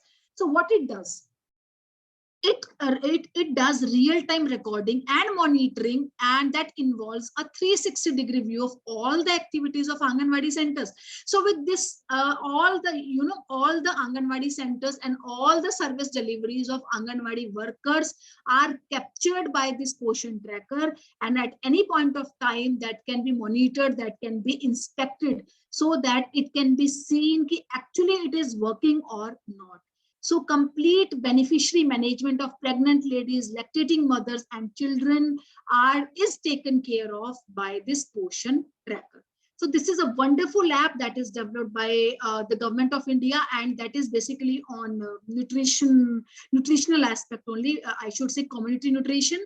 Now, some of our students, they are doing their projects on this Poshan Abhiyan and Poshan Tracker only. We have adopted, like in Delhi Pharmaceutical Sciences and Research University, we have adopted 5 nearby villages. Now, all our students, they go to these villages, and all, so 3 or 4 students, they are working on, one is working on Poshan Abhiyan, one is working on Poshan Tracker. So they are trying to find out what is the awareness among Anganwadi workers regarding this Poshan Abhiyan or Poshan Tracker, and what is the awareness among end users, means beneficiaries of Anganwadi centers or people who are availing all these services, so that we can have real-time data and all. And this is reporting and monitoring and reporting. So we are supposed to provide all this data to the government, because we are a part of that Abhiyan. So we'll provide all the data that we are collecting from all the villages that we have adopted to the government, so that government can take care of all the aspects if any problem is being faced by the beneficiaries of this app. So this is all about Poshan Tracker and Poshan Abhiyan. Now coming to the next step, this is again a very beautiful app that was designed by the government of India. So it is known as Kilkari. So it is the world's largest mHealth messaging program of its kind. So initially it was developed by BBC Media Action, but later on, when it was devised by BBC Media Action, it was piloted in some districts of Bihar in 2012 and 2013. And again, after its development, it was again redesigned in collaboration with the Ministry of Health and Family Welfare between 2015 to 2019. And now it is like, it has been scaled to 18 states and union territories across India. And it has now, obviously, this is 13, but if we include union territories also, the number is now 18. Including UTs across India, and it has reached over like 10 million beneficiaries.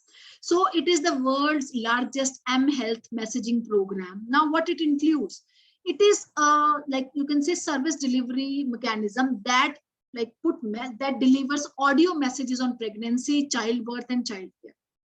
Now what it does, now it delivers 72 audio messages over 72 weeks. And it is aimed at, the services are aimed at pregnant ladies and ladies who are having newly born children up to 1. So if we see the components, what it is all about, apart from nutrition and infant feeding, other components of Kilkari includes immunization, pregnancy care, postnatal care, diarrhea, and other programs like WASH program by the government of India. So this app creates awareness about antenatal care. Nutrition is an important component of antenatal care, institutional delivery, postnatal care, and immunization. So 72 messages, or you can say 72 audio messages are delivered over 72 weeks, means 1 message a week regarding you can say. So what is this message? So this message is basically a pre-recorded call that includes reproductive, maternal, neonatal and child health. So this message is directly given to the family's mobile phones, and it starts from 2nd trimester of pregnancy up to until the child is 1 year old. And this message include all the information regarding family planning, regarding immunization, regarding nutrition, feeding and all. And there is a number that is a free helpline number, 1800-3010-1701. So pregnant ladies can register on this number, and if you can say and a mother can register on another number, that is 1702. So if they want any information regarding any maternal or child health issue, so a missed call can be given on this number. They get a call back, and all their queries are resolved on this on the message or through audio calls. So that is a beautiful initiative by the government of India that is known as Kilkari. Now, see, now in 2020, certain RCTs in, you can see some districts of Madhya Pradesh were carried out just to find out if this Kilkari app is if it is effective or not. Because we develop certain apps, but sometimes they may be effective, they may not be effective. So it was just tried to find out if it is effective or not. So it was found that it is pretty much effective, and the exposure to these information calls during pregnancy and postpartum that have improved the infant feeding and family planning practices. So, this was found to be effective, and depending upon the effectivity, certain other apps were also utilized. So this was about Hilkari. Now this is another mobile app, so that is known as Mobile Kunji. Now, what is this Mobile Kunji? So Kunji, we all know Kunji means something where you can say information is available. So, Mobile Kunji is an innovative audio visual aid that is developed again by BBC Media Action, and this is basically used by frontline health workers. Now, pehle to it was just developed by BBC Media Action, but then again, Government of India and Ministry of Health and Family Welfare is also collaborating in this action, Mobile Kunji. Now, what they are doing, they are empowering the frontline health workers that are responsible for counseling millions of families. Now, what they do, there are two components of Mobile Kunji. So, first component involves 40 colored coded cards with illustrations, and illustrations are in the local language. This Mobile Kunji is in like 5 languages. So now government is planning to introduce it in more languages also. So basically 5 languages, in 5 languages it is there. So on each card, a different type of information is written. So whatever information, and it's not only that information is written, there are certain illustrations also. If a person is not able to read, they can, that person can also like understand from the, like you can say diagrams or graphics also. But this is basically empowering the frontline health workers. So this enables them to take the advantage of government healthcare services and to adopt healthy behavior. So second component include this mobile phone. If you see this mobile, so it supports audio available by dialing a mobile short code to reach an interactive voice response service. Now on each card, there is a short code that is written. Now suppose if any beneficiary wants information regarding feeding practices, so one short code on the like a colored coded card is written, and that number can be dialed, and after dialing that number, you can say one audio message that is being sent to the Anganwadi or Asha worker, and simultaneously whatever information they want, that can be given by the Anganwadi or Asha workers. So this is a very beautiful app, or you can say different innovative app, Mobile Kunji, that is again developed by the Government of India, and especially in the states of Bihar, Jharkhand, and you can say Madhya Pradesh, this is being exclusively used. And especially to combat the undernutrition, that is a major public health challenge worldwide, and that has a significant impact on birth weight, mortality, brain development. So this Mobile Kunji is like beautifully playing a very important role in providing all the necessary information and empowering the frontline healthcare workers regarding the nutritional aspects and food-related questions they want.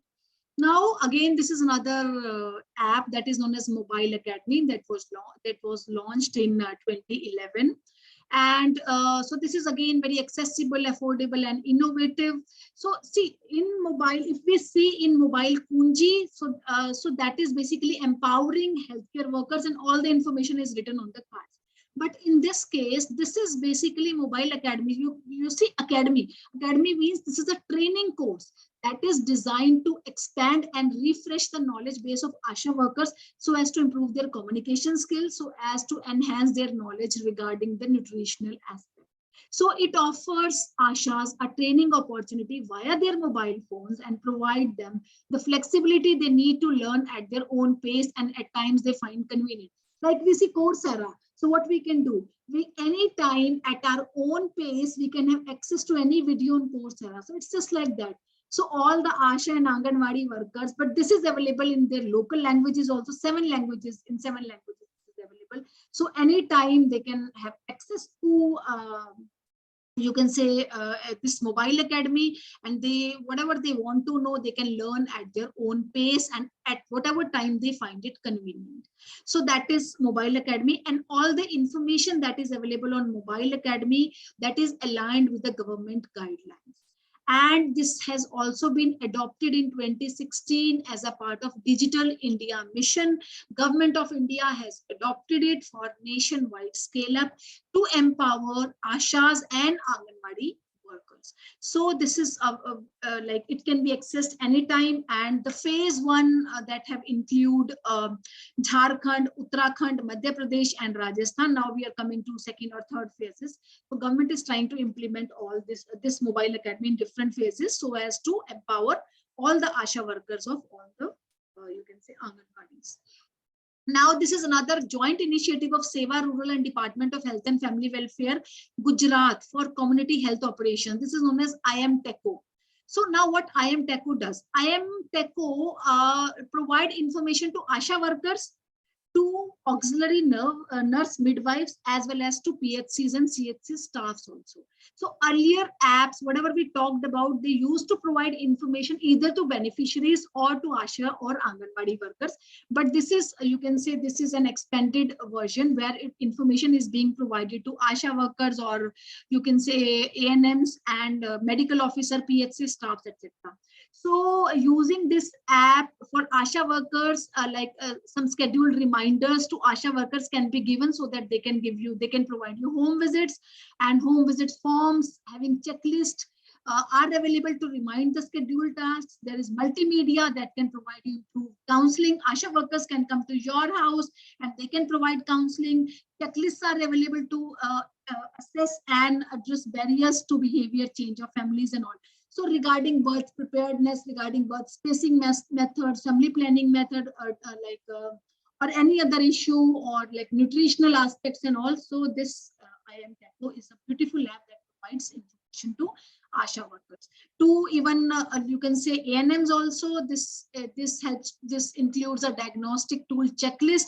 There are inbuilt algorithms that identify mother or newborn with complications so that high risk cases can be identified as early as possible.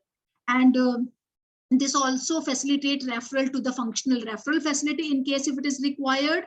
So emergency number is 108. So 108 can be dialed and automatically it will connect to IMTECO, and ambulance will come to your house, or any transport that will come to your house. Then there is notification alert for ANM or medical officer if any complicated case is being identified by Asha. So Asha workers, they send notification to ANMs and medical officers.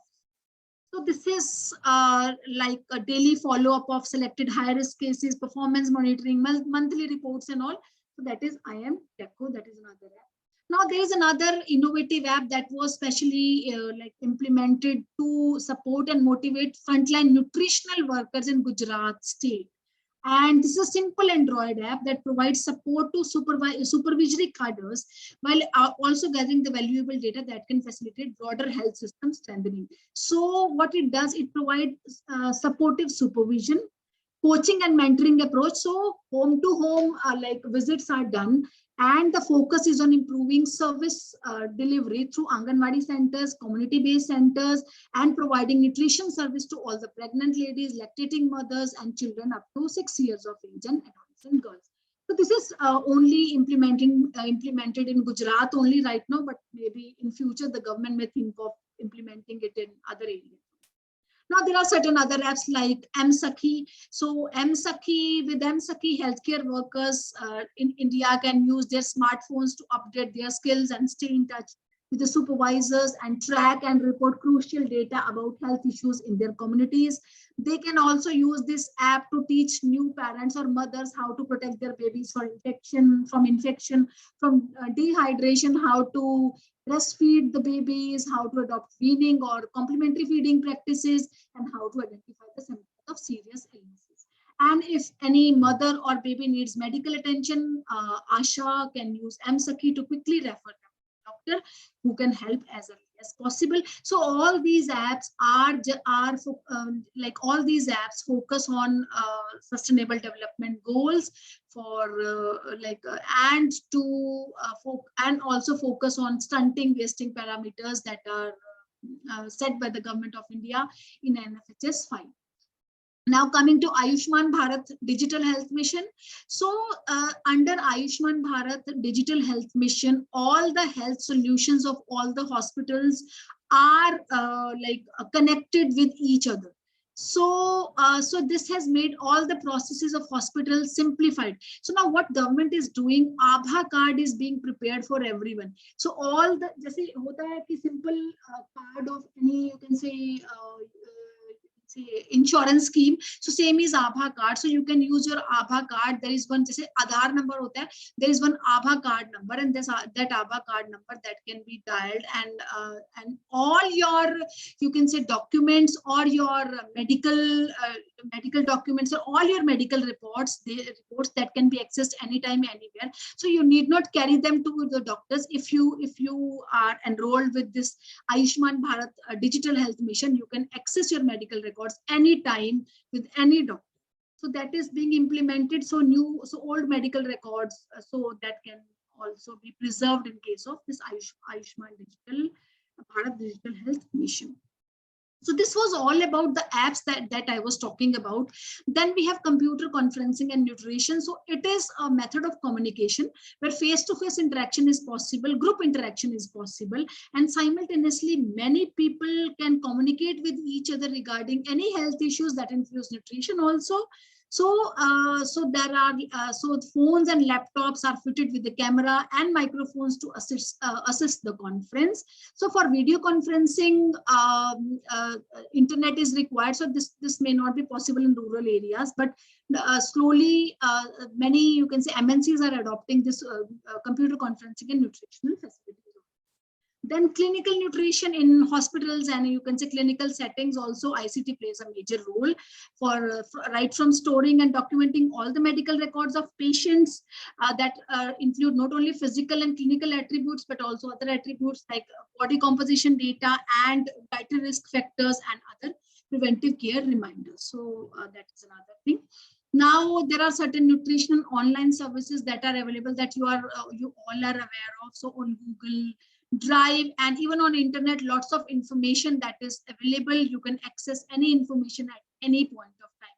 Even Ayush Ministry has put up guidelines on its official site, and all the information are provided on food and nutrition, and that was widely used during COVID times also.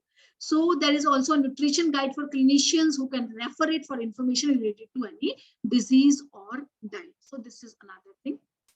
Now, there are certain web-based programs on nutrition. So Eat Well, Live Well Challenge. So this was a web-based program. This is now, still it is present, but this is America's web-based program. In India, some MNCs are coming up with some web-based programs. But this was a web-based program, Eat Well, Live Well Challenge, that began in 2003, and it was 8-week competition initially for employees of a particular organization in New York, but later on it expanded to other employees also. And now more than 46,000 people in 2018 to 2008 were registered with the website. But now 161 companies are participating in this challenge. So this is all about the improvement of health of a community. So participants, they can track their progress online or offline. They can use pedometer to count the number of steps and all. So basically, there are 4 components of Eat Well, Live Well Challenge. First is strive for 5 cups per day. That means 5 cups of healthy fruits and vegetables. You should walk 10,000 steps per day, and you should know your calorie count, means watch your portions and then measure your progress. So these are the 4 components. So this is a very beautiful, you can say, challenge program on nutrition.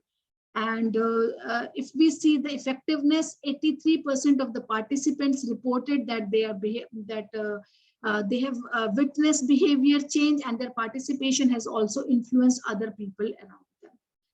So, and 96% participants reported that they would again like to participate in different types of challenges.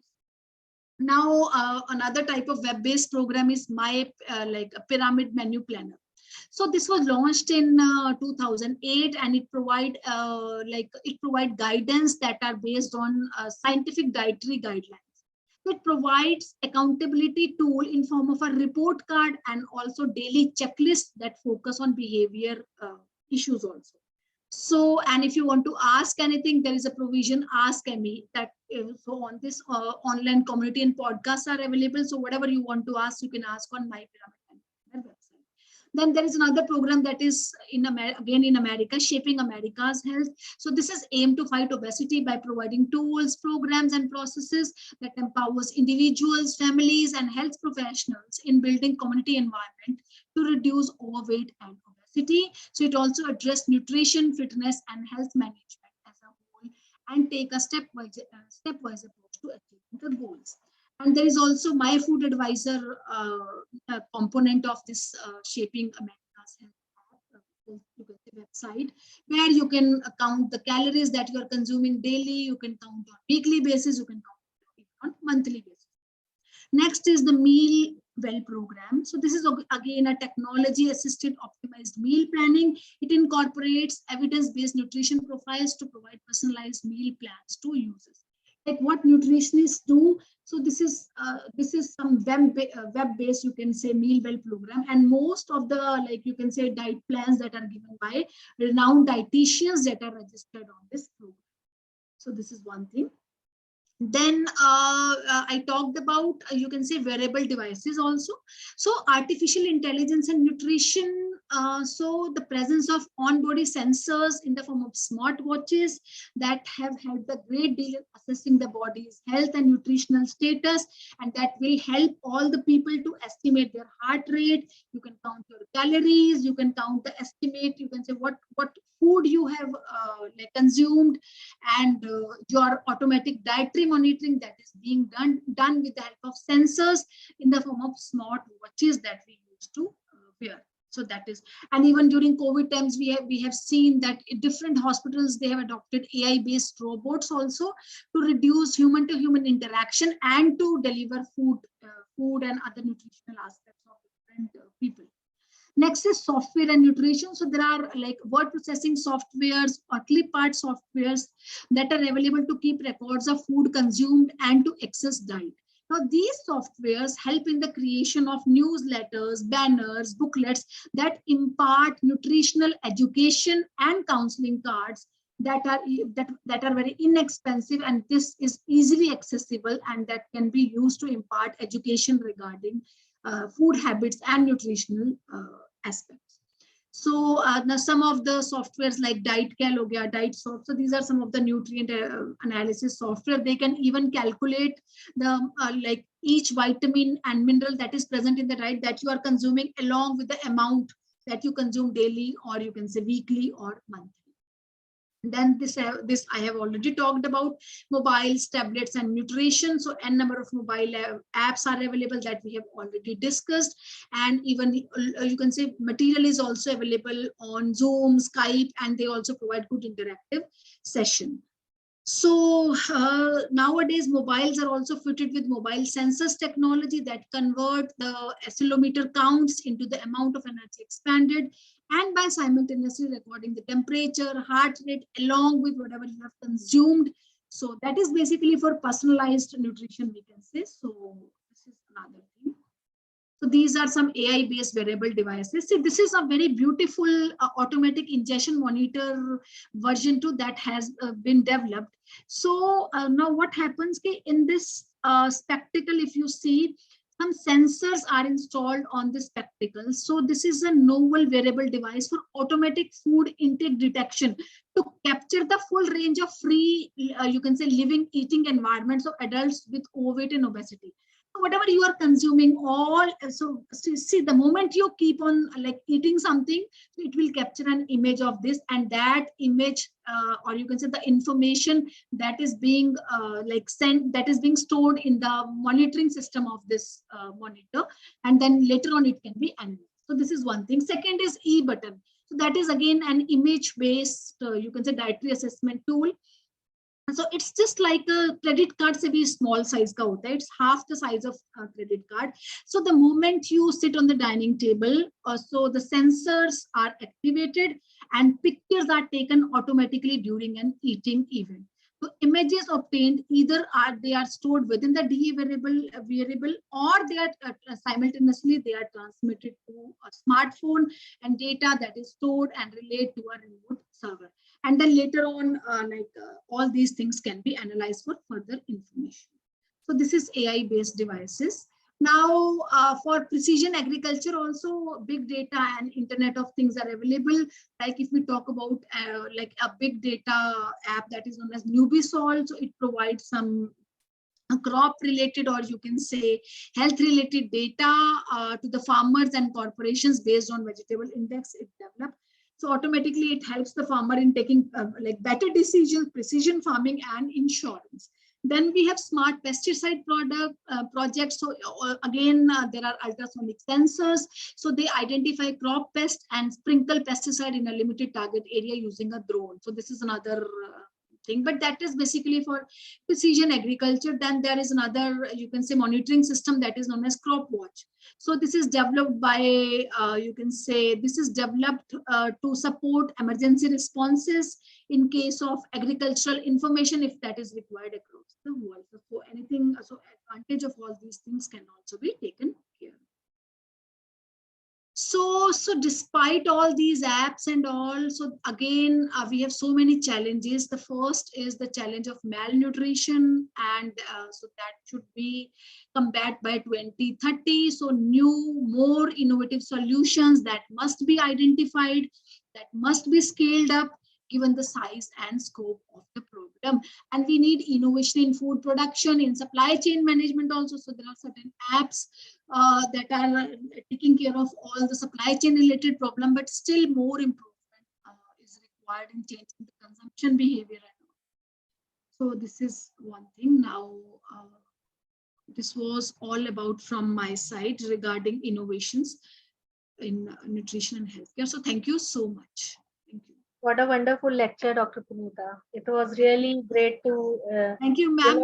Actually, I was just thinking what to like involve in community nutrition. So whatever government has done in area of community, I have just tried to confine it to that only. So thank you so much. No, it was great learning for us also. Even we didn't know these softwares. Like you have shown all in such a detailed manner, the softwares were discussed. And I was looking at, and I was so happy to see these. And I hope our nutrition faculties who have participated here must have learned a lot from your lecture. So it was a really great lecture, and I listened very carefully to you. And obviously you are a great speaker also. So we understood each and everything.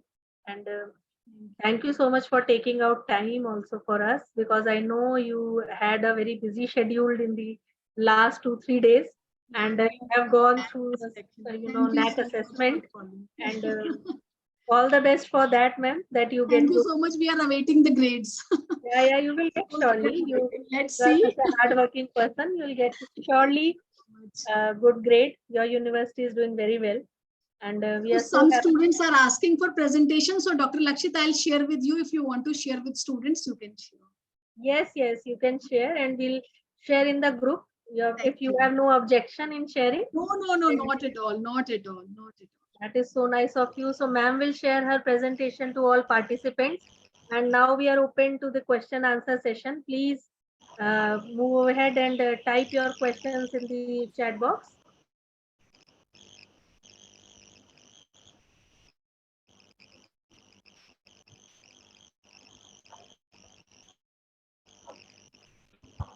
I guess there are no questions. Obviously, the presentation was clear. So please propose a vote of thanks, Dr. Deeksha.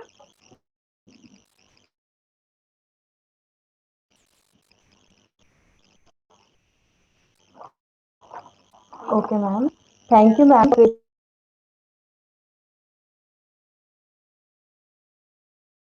your presence and sharing your valuable benefits from this information session of yours. We are truly privileged to have had the opportunity to learn from you. Thank you so much, ma'am. Dr. Deeksha, I guess you have some internet connection, so we didn't hear you. So on the behalf of whole Amity Medical School, Amity University, Haryana, I want to thank Dr. Punita for her wonderful session on the technology, on the mobile apps and the softwares that are available for the nutrition faculties as well as the students. And we are greatly, the knowledge is shared, and we are happy that our participants are taking so much away from this FDP. And thank you, Dr. Punita, once again. Thank you so much. Thank you for taking out time. Thank you so much, ma'am. Thank you.